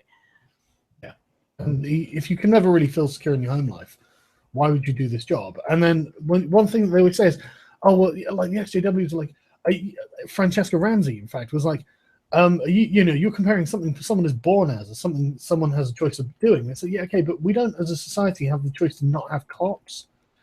we need police because there are loads of crazy gangs around. So, you know, you do need police. So you're going to have to try and get some people to do it, which means someone is going to have to do this. You know, you'd think they would at least argue for the idea of everyone having a gun, and you know, you don't have police because everyone would have a gun and whatnot, which would be an awful system. Don't get me wrong, but still, it's terrible. Yeah, it does. But they don't want even that. So it's like, okay, you don't want police. Well, that's how the mafia is born. You to add that's exactly how the mafia started. Police stopped giving a shit about some neighborhoods, and those neighborhoods started having the La Familia. Yeah, you end up getting protection rackets. Right. I mean, it was called the family because that's what initially they meant. You know, like initially the mafia was actually a good thing. It's like that there were places where no one would care, no one would protect. So, you know, there were a group of people and said, okay, let's protect each other. You know, let's form a group that starts protecting ourselves, and that's how the mafia was formed. Yeah. Still white culture, by the way. Of course it is. Evil white people. The only oppression throughout all of history was done by white people. Well, if you think about it, I think the Russian mobsters are the worst. Second by the cartel. Yeah, but that's because you're a Romanian. You hate Russians. Yeah, that's true. Though, yeah, I mean, if you look at different mobsters, like from what I understand, the Yakuza, you know, they're actually honorable. Are they? Yeah. I heard it from Black Pigeon Speaks. You know, he lives in Japan, so if he says so, I have to believe. He's probably being forced to say so by the The Chinese mafia is actually scary. I mean, the fact that when you put the word mafia in the title of what you're talking about, then it becomes scary to me. Really? Yeah, well, fuck yeah, these fucking lunatics. Just no, I would not want to have any sort of dealings with them. Jesus. Well, I guess the Yakuza is okay because they don't have mafia in the title. Well, they are a mafia. That's... If I have even met a Mexican, I have not. Why would I want? Do the British have a mafia? Like I never heard about the British mafia. You know, it's Well, you had London mafias. Praise. Yeah, I guess they're different gangs, but they weren't like actual, you know, like have power with politicians and whatnot. I don't know. I wouldn't just say that. I'd have to look. I suspect they probably did at points. I think they're more like hooligans than anything. You know, they're no. They certainly weren't. Certainly weren't just hooligans anyway. I heard about the Elephant Gang that used to be in Britain, which was a gang of women. I'm not familiar with them. Yeah, they were into shoplifting and other things. Like you would have like a woman distracting the shopkeeper while the other would smuggle shit. And they would have like ties with other mafias made of guys to give them protection. But they would usually do burglary and shoplifting. Like they would target houses that weren't inhabited, or they were inhabited by old people and stuff like that. Fair enough. Makes sense. Someone said, "Oh wow, a shoplifting gang." Well, it was. Yeah, it was very profitable. So, certainly, you're afraid when you hear the word mafia. You can do business with them. They're good people. They give you money. Yeah, so it's not like I'm triggered by it or something. But yeah, I wouldn't want to get involved in a mafia. Like, I just right there. You know what I hate about guns in America? Like the thing that really pisses me off is that the only thing the criminals are doing is mass shootings. I mean, you don't have the common news that come in from Eastern Romania, like Eastern Europe, like chainsaw attack or a guy with a pitchfork. This is a lot more entertaining to read. This is some shit that actually brings a smile on your face when you're like, oh, well, this was invented. It's like, well, like another shooting. Yeah, well, boring. There was this guy who killed his girlfriend recently in my town, and there's apparently this type of wire at your car that once you tighten it, you can't untighten it unless you cut it with a plier. Right, so he tells his girlfriend because his girlfriend cheated on him, right? So he's really upset and wants to kill her. I mean, he was a reasonable dude, but he tells her to turn around so he can put the necklace on her. And he puts this wire and just tightens it so that she would choke, and he just walks away while she's choking, and there's nothing she can do to put it up. I mean, see, it shows a bit of creativity, right? It encourages the population to think outside the box. I suppose it does. A horrible thing to do. the neck choking. Well, yeah, but compared to like a shooting, anyone can do a shooting. Is that worse? What? It's boring. I'm just saying. Right? Like, you found the gun, you shot someone. Oh, congratulations! Wow, that's. How jaded do you have to be when you say, "Oh God, this is just boring now"? That's all I read in the news. So. Yeah, that's true. It's all the fucking news reports on because all the fucking Even the Muslims are doing it. They were funny because they were blowing themselves up like popcorn. And at this point, it's like, well, they're not even doing that. They get shot by the police. Whoop-de-doo. I don't know. I ran across an article the other day. Let me just find it. What, another popcorn flake? Huh? No. Oh, and I really hate ones like the reason we have guns is to protect against government tyranny. How tyrannic does the government need to become until you start protecting yourselves? Like, what exactly? You've got to understand, the American fucking political system is predicated on the idea the population will be armed. Right. So it's not something you can just be like, wow, it's not a thing. It genuinely is. This is why I'm not really against Americans having guns. I mean, I wouldn't want a system that was predicated on the population being armed. No, I'm not against it either, right? Because it's their country, their laws. They do whatever the fuck they want. Yeah. But I'm like, really, you believe that you're going to fight the tyrannical government? How much tyrannical does it need to become? Like, when exactly are we going to say, okay, this is tyrannical, we're going to fight it? Because I want to see the battle. I'm really, really excited to see it. Yeah, then they're never going to beat the government. They're never going to beat the U.S. government. There's really, you don't think a guy with a gun is effective against a drone strike? I don't even think 10,000 guys with guns would be effective. There is no way that they would be able to. It would require a total revolt in the military, or not a total, but like a 50% revolt in the military. Yeah, a coup, basically. Yeah, a civil war, basically. Yeah, civil war. Well, I don't think it will get to that because no government is that retarded to shoot its own people. You can do revolts without guns. Oh, so I've got something good for you. Yeah, let's see. I'll probably save this thing for a video actually. But it was about fatherlessness and Islamism, and the guy was saying how about 80% of the kids who get radicalized don't have fathers. Oh, that's interesting. Yeah, that isn't it interesting? And it's just one of those things. Okay, that's interesting. I wonder if there's any sort of connection there. Yeah, have a look at that one. This is brilliant. I love this. Did you share the screen? No. I just sent you a link to have a look at. I want you to read it because I've read it, so I can't give the sort of reaction. So let me share the screen because. Yeah. And by the way, a lot of Americans are saying, "Oh, if Muslims come here, we're going to like have guns." It's like, yeah, if they come there, they will have guns as well. So. Yeah, it's not. Yeah, exactly. Like the random shooter. Dear Nigel, I wish your teenage fascist views had been dealt with. History could have been very different. Oh my God, So the independent.com. No. Go up. Right, go up. Dear Nigel, No, hang on. Go back up to the top. Right. Right. This is from a former friend of Nigel Farage, apparently. It's not. We don't know who it is. It's just this unnamed ex-school friend. So this. Do we even know he's an ex-school friend? No, exactly. We don't know who has written this, and we don't know whether this is going to be complete horseshit or not.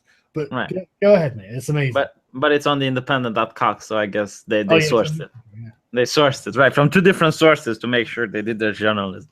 Yeah, no. We're supposed to trust that this is who they say it is. Of course. Go ahead. Dear Nigel, I'm a pussy, so I won't give my name. My family isn't even aware I'm writing this. Like, what is he writing? Is it like his family isn't aware? It's like I know. Go on, keep going. He's in a dark room now with like a little light bulb. Like, well, I'm writing this in secret. I only write it to you, my friend. And I wish to protect them, but I have a funny feeling you will know who I am. At school at Dulwich College in the late 70s, we were close friends in our teenage years. I stayed at your house once. Your mother did a fantastic, great British breakfast for us. You know, it would help if you would like actually say what it was, like, but like British breakfast. Wow, so vague. I now know who you are. And the thing is, I guess he knows my British mother does British breakfast. How the fuck did he know that? Exactly, uncanny. This must have been one of my friends. Yeah. And he knows I studied at Dulwich College. Oh my God, no, he really knows me. And he read my Wikipedia page. Yeah, and he knows I had a friend during our teenage years. Yeah, my goodness, it's all adding up. This must be legit. I remember the way you enchanted people at school, senior teachers and fellow pupils alike. It would be funny if this guy was like an introvert at school, you know? He would sit back playing with his Tamagotchi. I have no idea what he was like at school. And the thing is, right, I don't even really I don't care enough about Nigel Farage to defend him. But this is just such obvious bullshit that I can't not address it. But sorry, go on.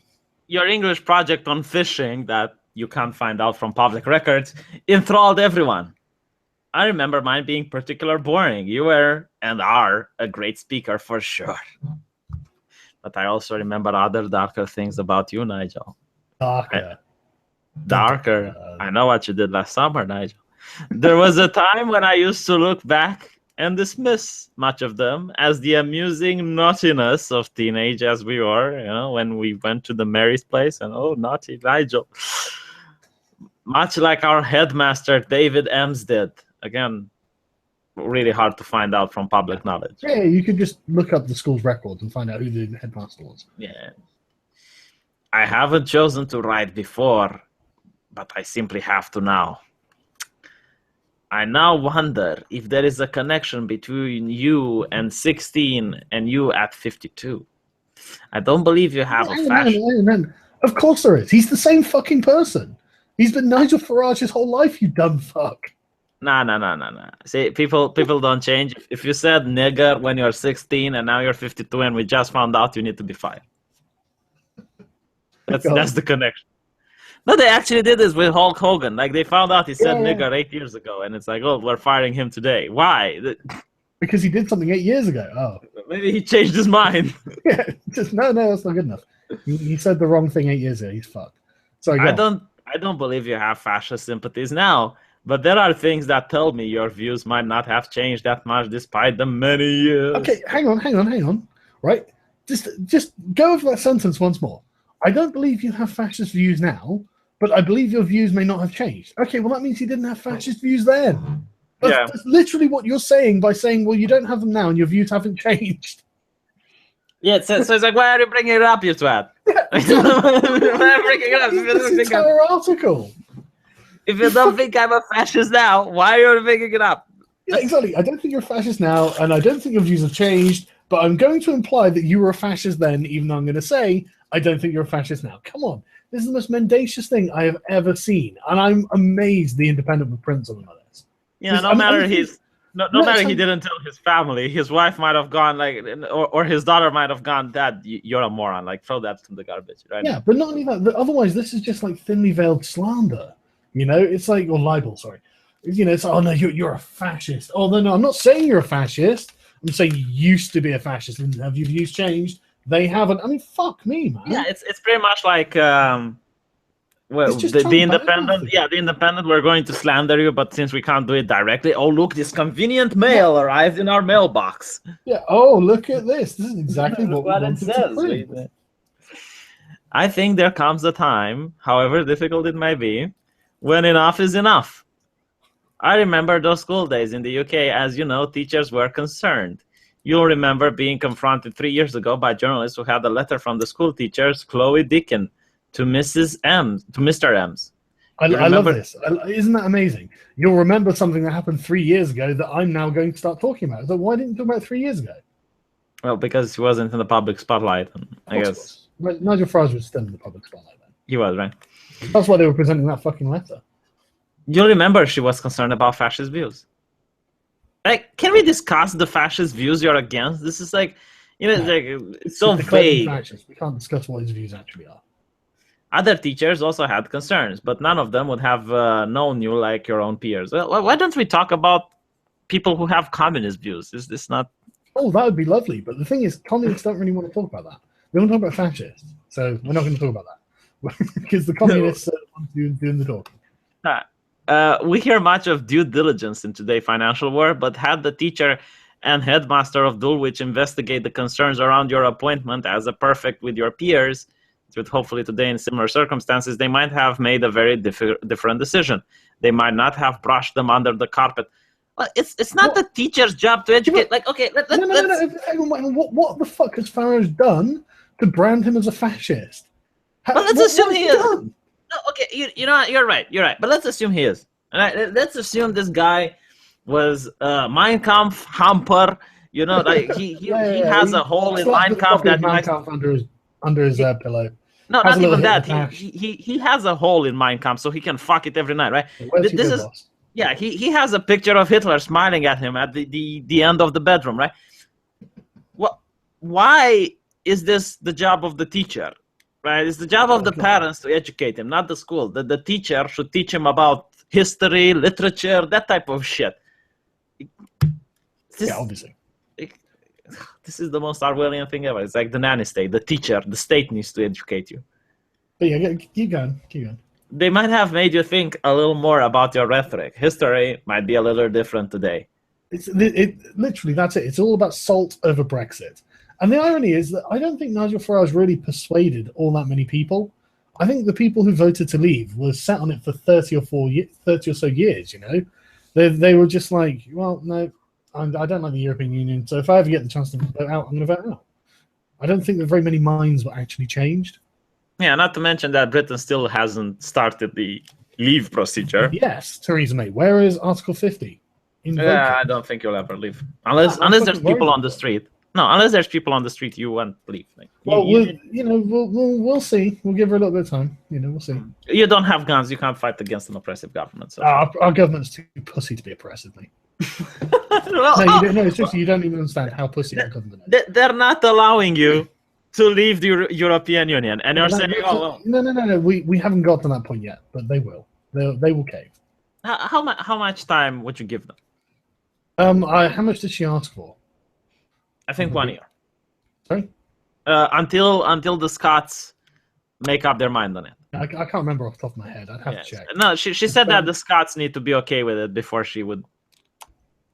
I haven't looked recently, so I'd have to check. But I don't know, maybe like a year or two. I can understand how such a big operation would take time. No, you don't understand. Once you sign the document, it takes 2 more years. So like a year or two, that would be 2 years. Plus 2 more years. That'll be like 4 years. Oh, anyway. For I vividly recall the keen interest you had in 2 initials of your name written together as a signature, and the bigoted symbol that represents. Wait, what the fuck?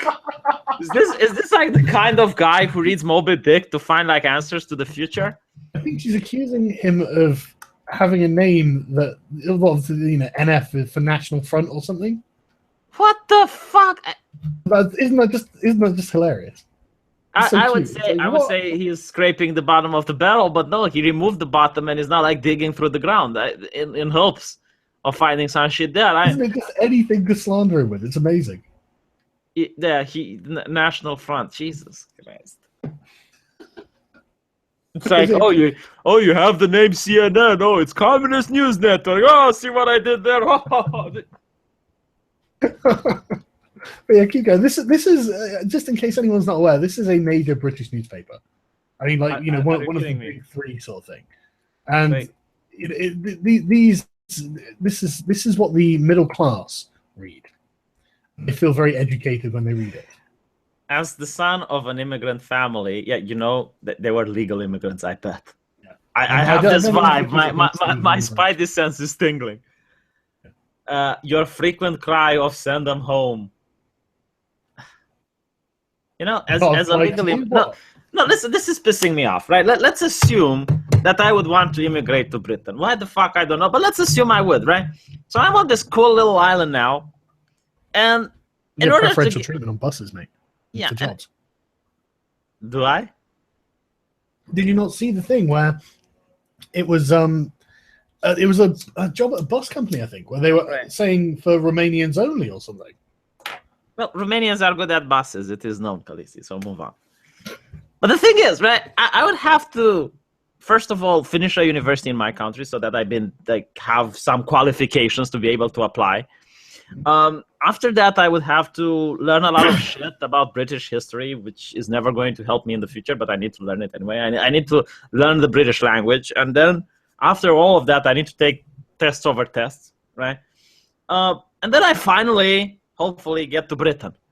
And then you have other fuckers coming in to take my job. Like, why would I want that? Especially as an immigrant, I wouldn't want other immigrants coming in. Yeah, I've got I've worked with a guy who was a friend with an Indian restaurant owning couple, and they were very annoyed because they came over in the 70s and they worked hard to save up money and get their visa and all that, and then the British government started letting anyone over, and they were furious. But of course they're furious. Like, if you're an immigrant that's actually going to a country to look for a job, you don't want any more of fuckers coming over because then they're going to flood the job market.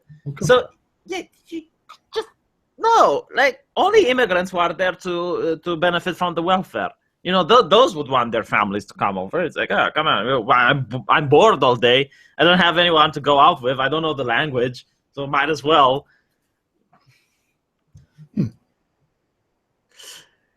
I remember you spending hours with spit and polish, producing what we unquestionably the brightest pair of CCF, combined cadet force, army boots in school. I also remember you snuffed tobacco that you kept hidden from unwitting teachers. Okay, so why is this? Like, he liked to polish his shoes, and he was smoking even though he shouldn't, so he was hiding it from the teachers. What an awful person. Fascism! Well, it is. It's like effectively one step from fascism, isn't it? Yeah, I mean, yeah. Like that. Hitler was probably doing the same. He was a smoker when he was young, and he was hiding it from his teachers. Wasn't Hitler actually anti-tobacco? Wait, hold on. Hitler isn't a fascist, I understand. Oh, right, okay. Yeah, I don't know. I need to look at the Islamic states for... No true fascist. Yeah. I also remember something altogether more alarming. Oh my God, more alarming than polishing his boots. The songs you chanted at school. In her letter, Chloe Deacon mentioned reports from you singing Hitler Youth songs. Hey, they're quite catchy. I know. It's like, I shouldn't like them. I shouldn't, but they're really nice. I mean, no, like communist songs. Have you listened to them? I mean, no. No, but listen to this shit, right? They're really good. I don't know if you play one. I don't know if people can hear it. I can. Like, listen to this.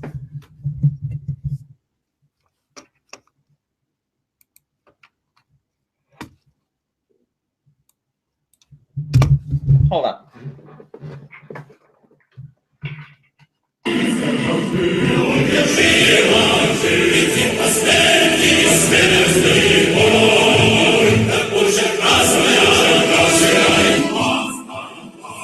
Isn't that the coolest shit ever? No, but then I didn't grow up in a communist country, so maybe if one did, then it is. I don't know. It's quite inspiring. I mean, it sounds quite powerful. I really don't know. Let's just assume he did chant Hitler Youth songs in his youth. Let's assume that happened. Does that make one a member of the Hitler Youth or even a sympathizer? You have muted yourself. Shall I unmute you? Can I unmute you?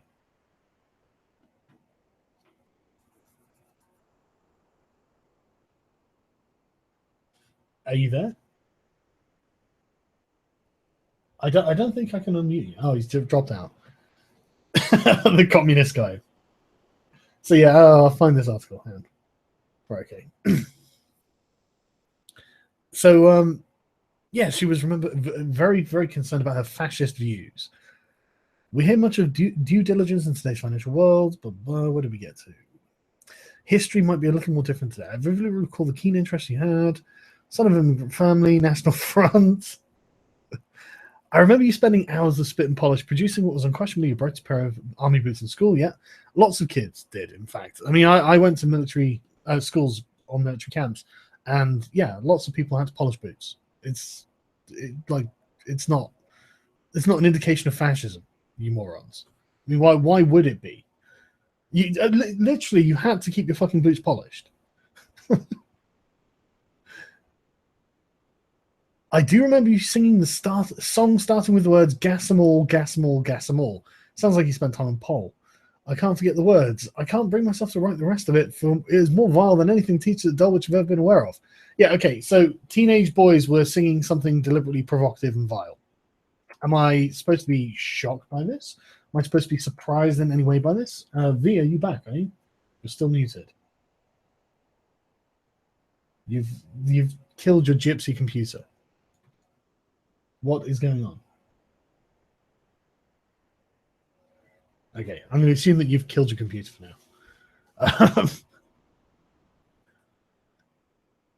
But I mean, he did deny that he did this. So, obviously, this person is the truthiest truth teller who has ever told the truth. So we'll just assume that this is exactly what Farage did. I too think that things can be in the past and that people grow up from being naughty school children. Well, if you think that, why did you just give us all of this and say, "Oh, Nigel, you're a bit fashy, aren't you?" Heaven help us if they didn't. Let's face it. But heaven help us if we believe all children do. Okay, this sounds like it's written by a middle-aged woman who's just trying to kind of insinuate that he's done something wrong. There's really nothing about this that is in any way concrete or like some indictment of him. Honestly, this whole thing just sounds like slander. As someone wanting the EU to be challenged more robustly, I love this. V, can you talk finally? I'm guessing your silence is a no.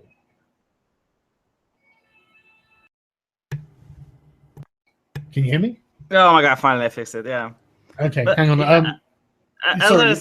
Yeah, about the music, like if you take a piss, don't you feel like the entire Workers' Party is holding your cock while you're listening to that music? Hang on, yeah. Find your place in the article again, and I'll be back in a sec. Yeah. So I don't know where you left off, but I'm going to go back. So let's see.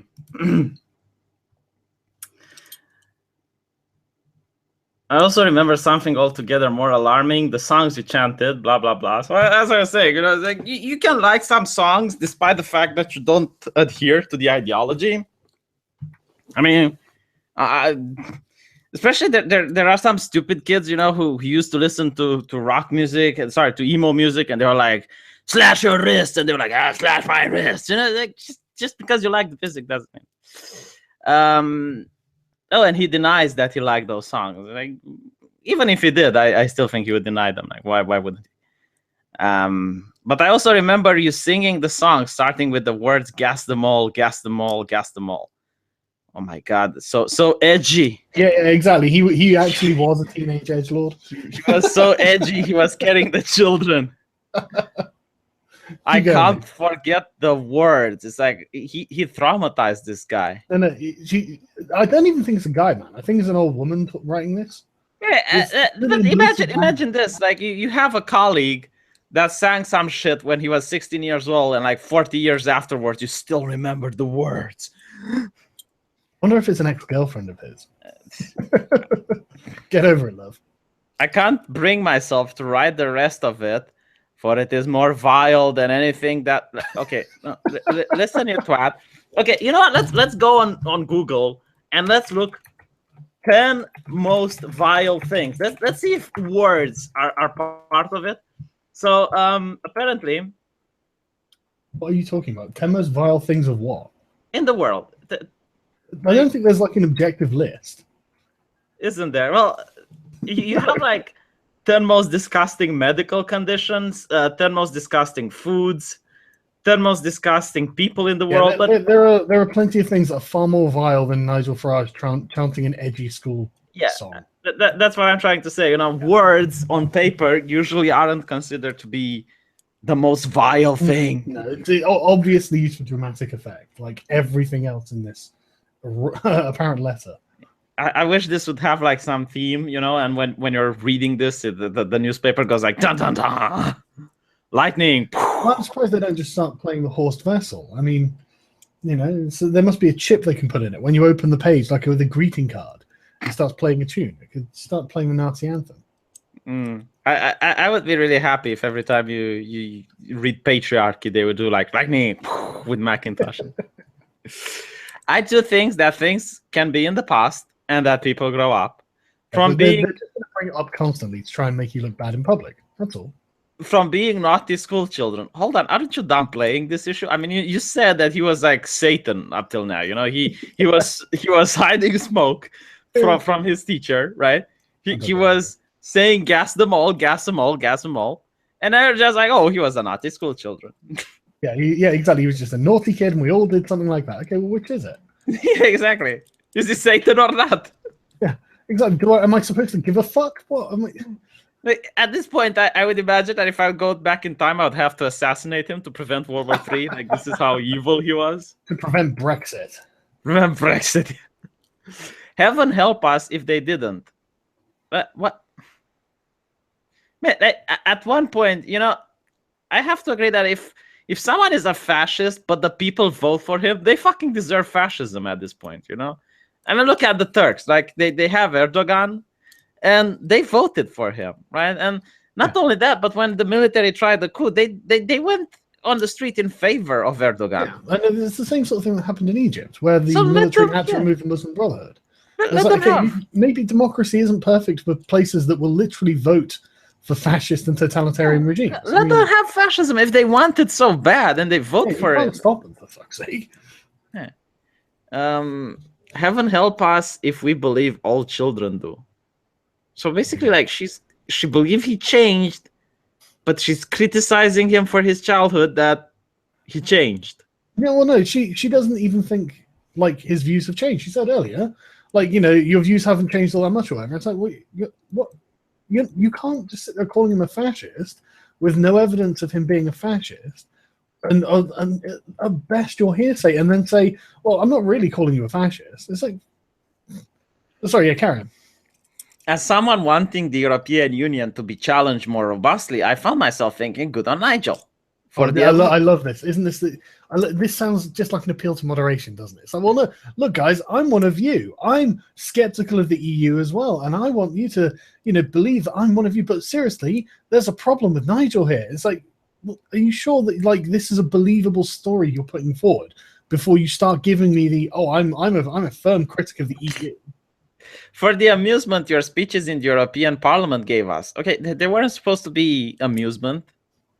All right. No, I love the way he's talking on behalf of a group of people now as well. Yeah. But, I actually watched the speeches and I thought he was brilliant. Like, he hammered all the points. He's fucking hilarious when he's roasting them. If anything, like he was taking it to the man there. You know, he was the little guy taking it to the man. Yeah, very much. And he's always been a complete outsider when it comes to this issue. Yeah, and people were mocking him for doing it. It's like, you know, like a guy from the plebs going in front of the government and, you know, issuing his concerns, and everyone mocking him for doing it. Like, who do you think you are? You know your fucking place, bitch. Let's face it, mass migration and its management by the European Union has been a consistent mess of mixed messages. You're absolutely right. Yeah. You're absolutely right to challenge the European Union. It's just people need to see the full picture before aligning themselves to stranger, however charming their messages are. So, okay, so she's okay with like anti-immigration policies, I guess? Well, I don't know. I mean, she's speaking like Farage has been keeping information from people. I mean, it's like, has he? What's he? You know, what has he kept from people? From being a real fan, I found myself thinking more and more with every appearance of you on television that we must be aware of false prophets. Jesus Christ. Okay. He's the Antichrist now. He is literally Satan. Oh, I mean, you know, literally, I think maybe figuratively Satan is maybe more accurate, but still, portraying someone as Satan, a little bit beyond the pale, isn't it? Notably, the image of a desperate line of refugees photographed, not even in London, show me that Nigel Farage has perhaps not changed much. Listen, you cunt. Oh, I assume it's a woman, so I can use cunt, right? Has Britain run out of homeless people that you can take care of, that we need to take care of other people from outside the border? Are there no more poor people in England? Like, everyone is wealthy now. The problem's been completely solved. It has, hasn't it? You know, are there no more orphan children? The problem is these are white people and nobody cares about white people. They're not white, you twat. It's like if they go in the street, they get dirty. They're brown at this point. Try living in the street for 1 week without getting dirty. Well, yeah, I probably couldn't. That's true. It literally washes the whiteness away. That's a good way of phrasing it. We should probably present that to SJW. The whole privilege washes away once you stay, 1 week sleeping on the streets. Yeah, seriously, fucking. I would rather not be white than not be homeless. This is what pisses me off, because they have a program by any metric, seriously. Yeah, this is what really pisses me off. In France, the government is now asking people to get Muslims in their homes. You fucking little cunts. They could have said this about homeless people if they really cared. Like 3 years ago, they would have never thought about it. No, they don't care, that's why. These people were used as live currency to further your cause to represent Britain being at breaking point from European immigrants. Although those people were from outside of Europe. Let's just address that. Farage has used these people as currency, right?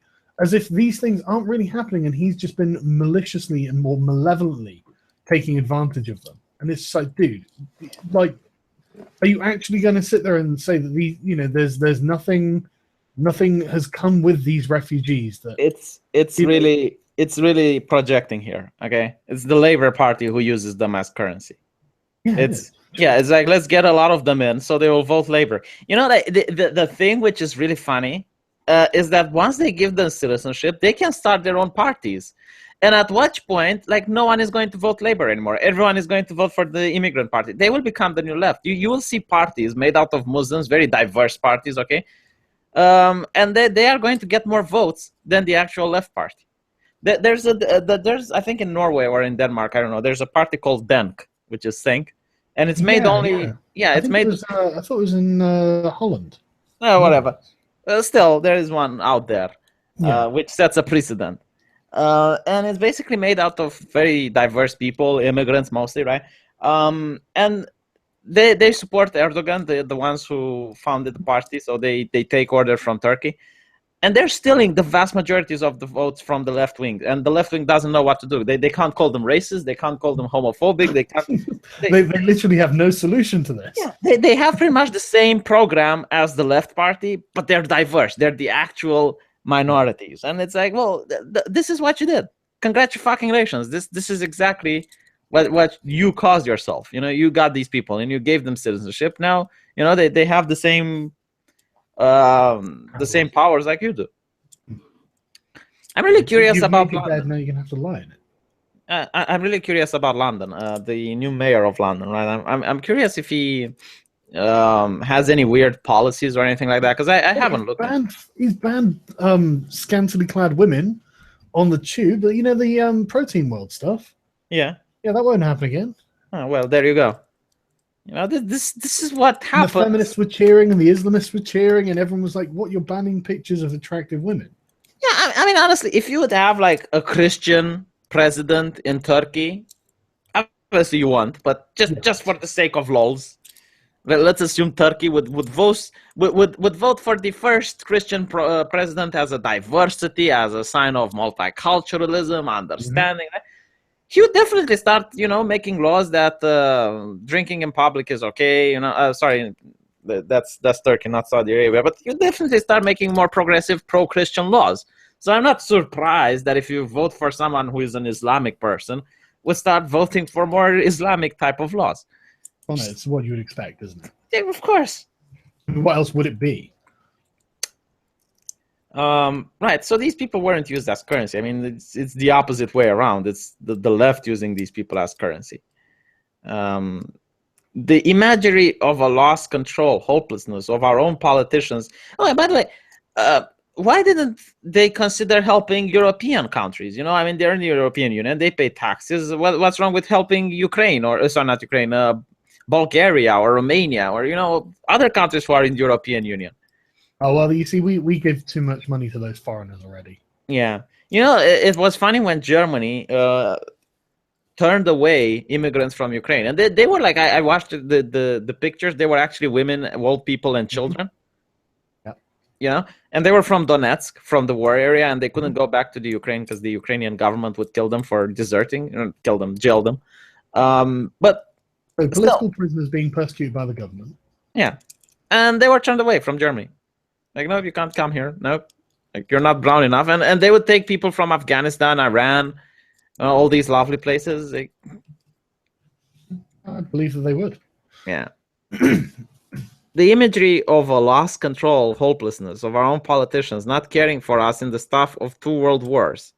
I can hear you say useless in the way you used to. She knows the way he used to. As I have said, the immigrants issue surely needs fixing. But you have shamefully used this picture.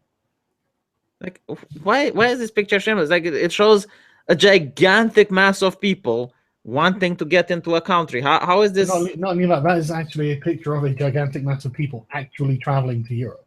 Yeah. Illegal as well. Not legitimately, illegal immigrants. Yeah, and when I hear the word immigrant, I think like old people, women, and children. Most of them are men. Yeah, they are. Seeing your gloating display post-referendum at the European Parliament just rammed home the point. It seemed here we had a bit of Nigel I knew at school. Yes, you fought 20 years and no one took you seriously, but let us have some humility. Why should you be? Yeah, fuck humility, man. Fuck humility. Are these the overlords? Like the European Union overlords, and you need to bow your head. Like, why? Imagine fucking being such a twat. You're like, look, what? I'm going to spend 20 years laughing in your face and calling you totally incredible and calling you a complete fucking lunatic because of the political policy you want. And then when you finally beat me, I'm going to demand you be humble. Yeah. Can you just fuck yourselves? But not only that, it's a trade agreement. Like, imagine, going to a business with 5 other people that you have a trade agreement with. And at one point you go, you know what? I don't want to be in this trade agreement anymore. You people are conning me. I just don't want to. Why should you be humble? Why should you be like, oh, well, I'm sorry, guys. I'm really sorry. Honestly, I think it's worse than that, to be honest. But like, I just the fucking hubris of it. Just because we were on the wrong side of history on this one doesn't mean that you should laugh at us, even though we were complete cocks to you for the entire time you were campaigning. We want you to be nice to us now. Yeah. We now learn you will start touring other EU countries beginning in Athens to encourage people to follow your lead. Yes, this is for Britain's interest. Like, it's for their interest. It's direct. The Greeks voted directly against austerity, and they got nothing but austerity from the EU. The EU is massively unpopular in Greece, as you might well imagine. And yeah, they probably fucking should leave. But it's not only that. Like, listen, if Britain leaves the European Union, it's in Britain's best interest that European Union ceases to exist. Because otherwise, you're going to have this massive international organization probably working against Britain to make an example what happens if you leave the European Union. I don't know if I would suggest that it's necessarily Britain's interest for the EU to disintegrate after we leave. I mean, I don't know. I'm not sure. I mean, that would. Mate, if you leave the mafia, it's your best interest that the mafia stops existing. Yeah, but the EU isn't actually the mafia, so you know. Well, I mean, it does do extortion to some degrees at the government level, so it might resemble them in some ways, but I don't know. I think it's a bit much saying that it would be good. I mean, maybe. I mean, I don't know if it would, but it wouldn't be like good for Britain in the long run if the EU did disintegrate. But I'm not necessarily wishing for the end of it. It's not what you wish. It's what's best for the country. I mean, how exactly would Britain not profit if you would stop existing? Well, I think that massive political instability would probably cause trouble, like trade deal trouble. I mean, you know, I don't know. I'm not an expert. No, but everyone would have the problems. Okay, the thing is, like, only Britain would have the problems right now. But if everyone has the problems, it's okay. It's like when you go to a test. I would rather if not everyone had problems. Yeah, but you will, because you left the EU. You're going to have problems. It's like when you go to a test and you get an F, right? It's really bad, but if everyone else gets an F, then that's fine. Well, not really. It's still bad because you still got an F. No, it means the test was unfair, and you can justify it. Not necessarily. Well, we agree to disagree. Okay. Carry on. Seeing your gloating display post-referendum, blah, blah, blah. The people of Greece, beware! I am the anonymous writer. I know this guy. Beware. Yeah. So what did you say next? Sorry. Oh, for the record, I'm not a blind Remainer. I'm more a 51% reluctant Remainer. Oh yeah. Yeah. Like. Likely. Yeah. Well, see, you're either a Remainer or you're not, and you are a Remainer. So there's been an awful lot of what sounds like total honesty in this so far. Yeah. But you see, here's the thing. When you go to vote, you don't like how much percentage of it are you a Remainer. No, you're either are or you're not. Okay. Yeah. It's an IQ test, basically. You failed. Right. Am I authoritarian enough now? I don't think that is in and of itself authoritarian. It's just insulting. Yes, I have the many 21st century challenges which the EU has failed to deal. Immigration and over-involvement being the most obvious. Stay with EU. how can she has this double thing? I just don't understand. It's like immigration bad. Oh, you use the picture with immigrants. Yeah. Who can carry on there? Yeah, who cannot see that having no common policy to deal with hundreds of thousands of immigrants is good. No, millions of immigrants, love. Millions of them, okay? Yeah, we are literally talking millions. I actually checked in my last video, like the number of immigrants that came last year equals a small country. It's like Moldavia, okay, a country in Europe. It has more people than that at this point. Like you got a smaller nation inside your country. Yeah, that's just to point the percentage of people that are coming in, all of them together in the same areas, right? It's the same neighborhoods, the same places. You're not even spreading them out. Same everything. No care if they integrate, no care if they will find jobs, just nothing, just all of them. Same interests and motivations. That's another thing that bothers me. It's like I do genuinely think a lot of them are just there to get money. No shit. I mean, yeah, obviously, but the thing is that to people who don't really know a lot about it, it sounds unrealistic for some reason. I don't know why they find it unrealistic. What is unrealistic about a bunch of guys in poor countries going, you know what, they're actually giving away free money if we just travel to thing. We'll have to walk for 3 months. Yeah, but then we'll get loads of free money. Who cannot see that having no do they walk for 3 months? Some of them. What do they eat on the road? Fuck knows. I imagine governments were giving money on food on the way. Jesus.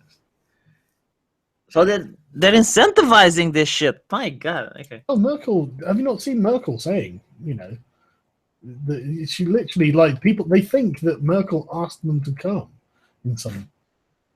Misa. Yeah, mate, honestly, it fucking is sometimes. It's like, the fuck is wrong with these people? What's wrong with all of this? You know, what is happening? Jesus Christ. No, mate, like if you'd write a book 5 years ago about this shit, no one would believe it. It's like, no, this is too far. Yeah, it sounds absurd, doesn't it? Yeah, it's like the immigrant crisis. What crisis? What, they turn them away?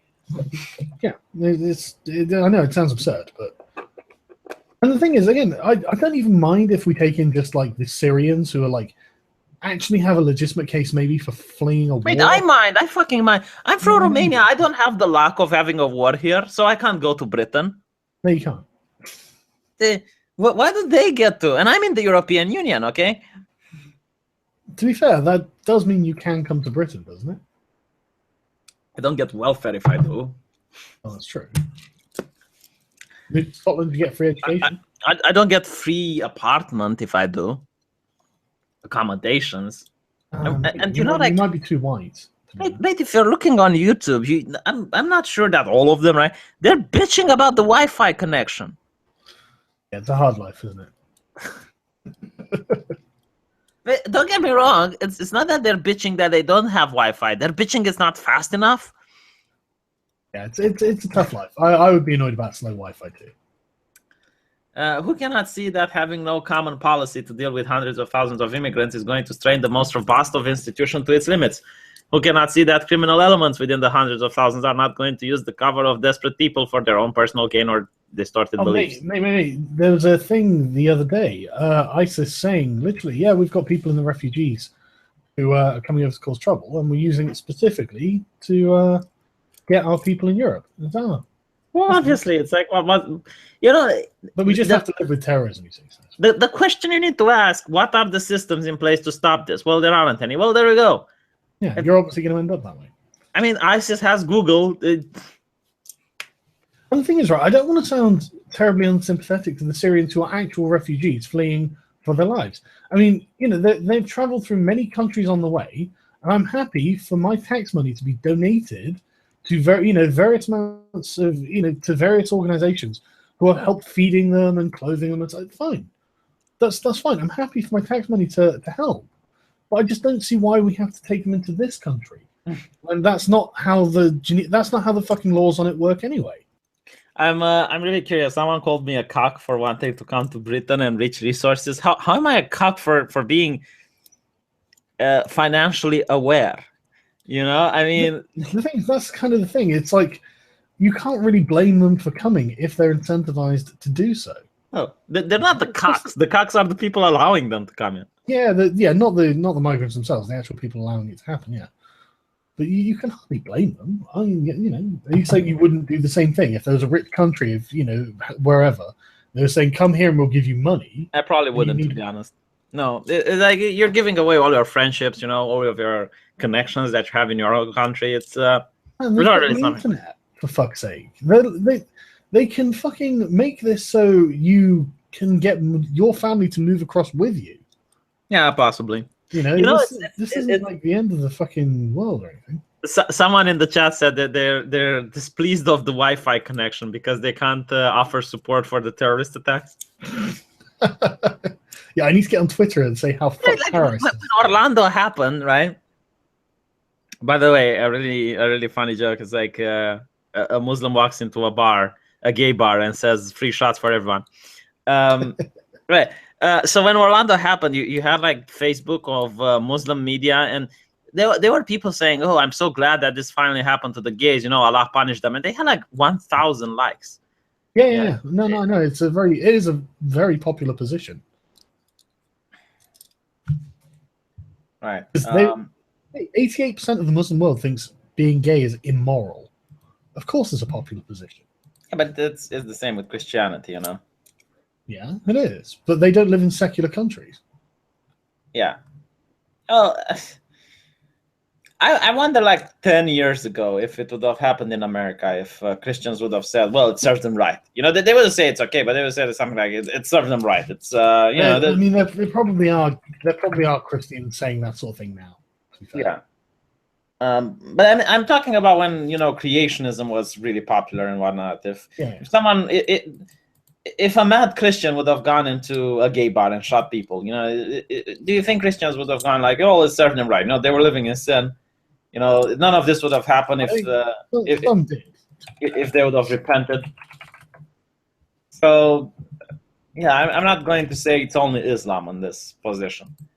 But today in 2016, yeah, there are certainly fundamentalist Christians who do the same. Yeah. But anyway, mate, I just got a phone call, so if I don't think I can read the whole article because it's still a lot of it. No worries. But to be fair, it's just a lot of bullshit. It just the whole thing just strikes me as completely made up. It is made up. I have real trouble, believing that is anything genuine at all.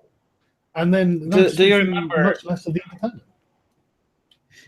Do you remember when the Guardian was apologizing for making up types of letters like this? I didn't know that the Pulitzer Prize winning Guardian had been making up letters like this. They were, and Swedish rape warrant for WikiLeaks Assange cancelled. BBC News. Really? Yeah. Oh, do you want to tell us anything about it? Since yeah, sure. I just found it on Facebook, so I guess. So, are they saying that Julian Assange is no longer a fugitive? Yeah, probably. Like he was wanted in Sweden to. Well, maybe they are canceling so they can restart it again because Well, maybe, I guess. Sweden has cancelled an arrest warrant for WikiLeaks founder Julian Assange. The Swedish Prosecution Authority website said that the chief prosecutor had come to the decision that Mr. Assange was not suspected of rape, but did not give any further explanation. The warrant was issued on Friday. WikiLeaks, which has been criticized for leaking Afghan war documents, had quoted Mr. Assange as saying that the claims were without basis. Oh, no shit.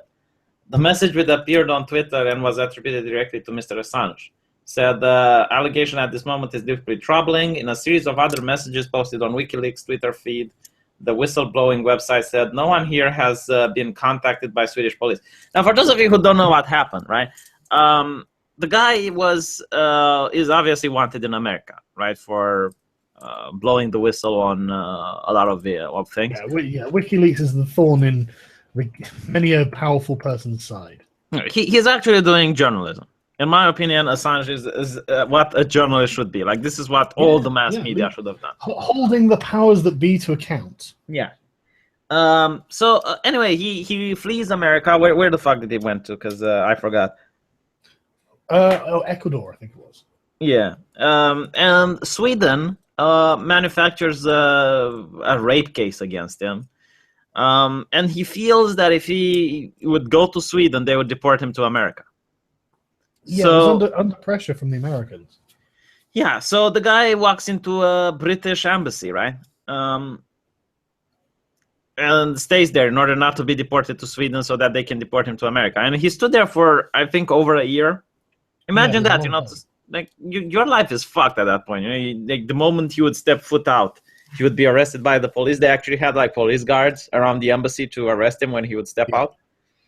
And lately it seems that the police withdrew and now the rape accusations were dropped. Which is remarkably good news in general. Because I would like to see Assange doing more with the information he has. The question is, if you are Assange, would you leave the embassy or would you stay? Last thing, would you trust it? It's like I saw it with Edward Snowden. I saw a bunch of people. I can't remember who the fuck it was, but they were saying how they'd like to see Edward Snowden return to the US. It's like, dude, if you go back to the US, you're going to get shot. You think someone? Yeah, I think. You think he would be Hillaried? Mate, okay. How long do you have till you have to go? Well, okay, I can stay 15 more minutes. Okay. Do you have any of those Hillary links to hand? No, I don't. But I think people know what's it about. If you Google how many people have recently died who have been connected to Hillary Clinton? Either 4 or 5, I think. It's really fucking suspect, isn't it? Yeah, suicide. So I'll have a quick look. No, I don't. I need to. Like, I'm sure some of the alt-right people do. If you ask them, they will. Okay. I thought you had something together. Okay. No, but the recent one is a doctor that disclosed her medical information. and he was found dead. Yeah, and the on the Daily Mail here, outrage at Julian Assange for implicating murdered DNC staffer in email leak and offering 20K reward as the. Oh no, that's them accusing him of politicizing it. I think. Maybe I'm reading the wrong thing. Yeah, it might be all coincidence, but still, like. Oh no! Assange did imply that she may have, Assange's offer has also added fuel to the flames of conspiracy theory sweeping the internet that the presidential candidate and her husband Bill were somehow involved in Richard's death.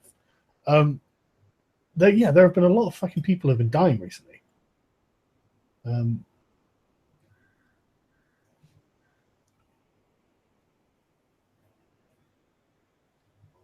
Right. There was someone else called Walter Scheib, who was hired by the Clinton White House to work as a chef, continued to serve under the Bush administration. He was reported missing during a hike, and his body was found almost 2 miles away at the bottom of a river. No cause of death had been made, blah, blah, blah. But why would he have done it? Oh, he's just part of their inner circle. Okay. But, I should have prepared some info on this. I thought you had something. No, unfortunately I don't. But, yeah, it's exactly how you put it. You know, it's getting really weird at this point. Yeah, people in the Clinton sort of inner circle just dying. And, yeah, like you say, people have revealed something, or, people have been connected to one of her scandals. Yeah, it's usually like people who are inconveniencing her, you know? It does look that way, yeah. It just, honestly, Hillary, you can't reform her image. She just seems to be so evil. What are you going to say or do? Oh, she's not that bad. Yeah, but she probably is, though, isn't she? Given her state of health, I'm curious about who the vice president is, because that might be the president of America. Well, that's a good point. And apparently her vice president is a Marxist. Like, she suggested someone that's in the academia and is an actual Marxist. So, yeah, get ready for communism, America, like actual communism. Yeah, it's probably coming. Just get used to it. That's the final message of the stream. You're fucked. We're all fucked. These people have been really busy, and they don't care what we think. And they don't seem to have any scruples whatsoever.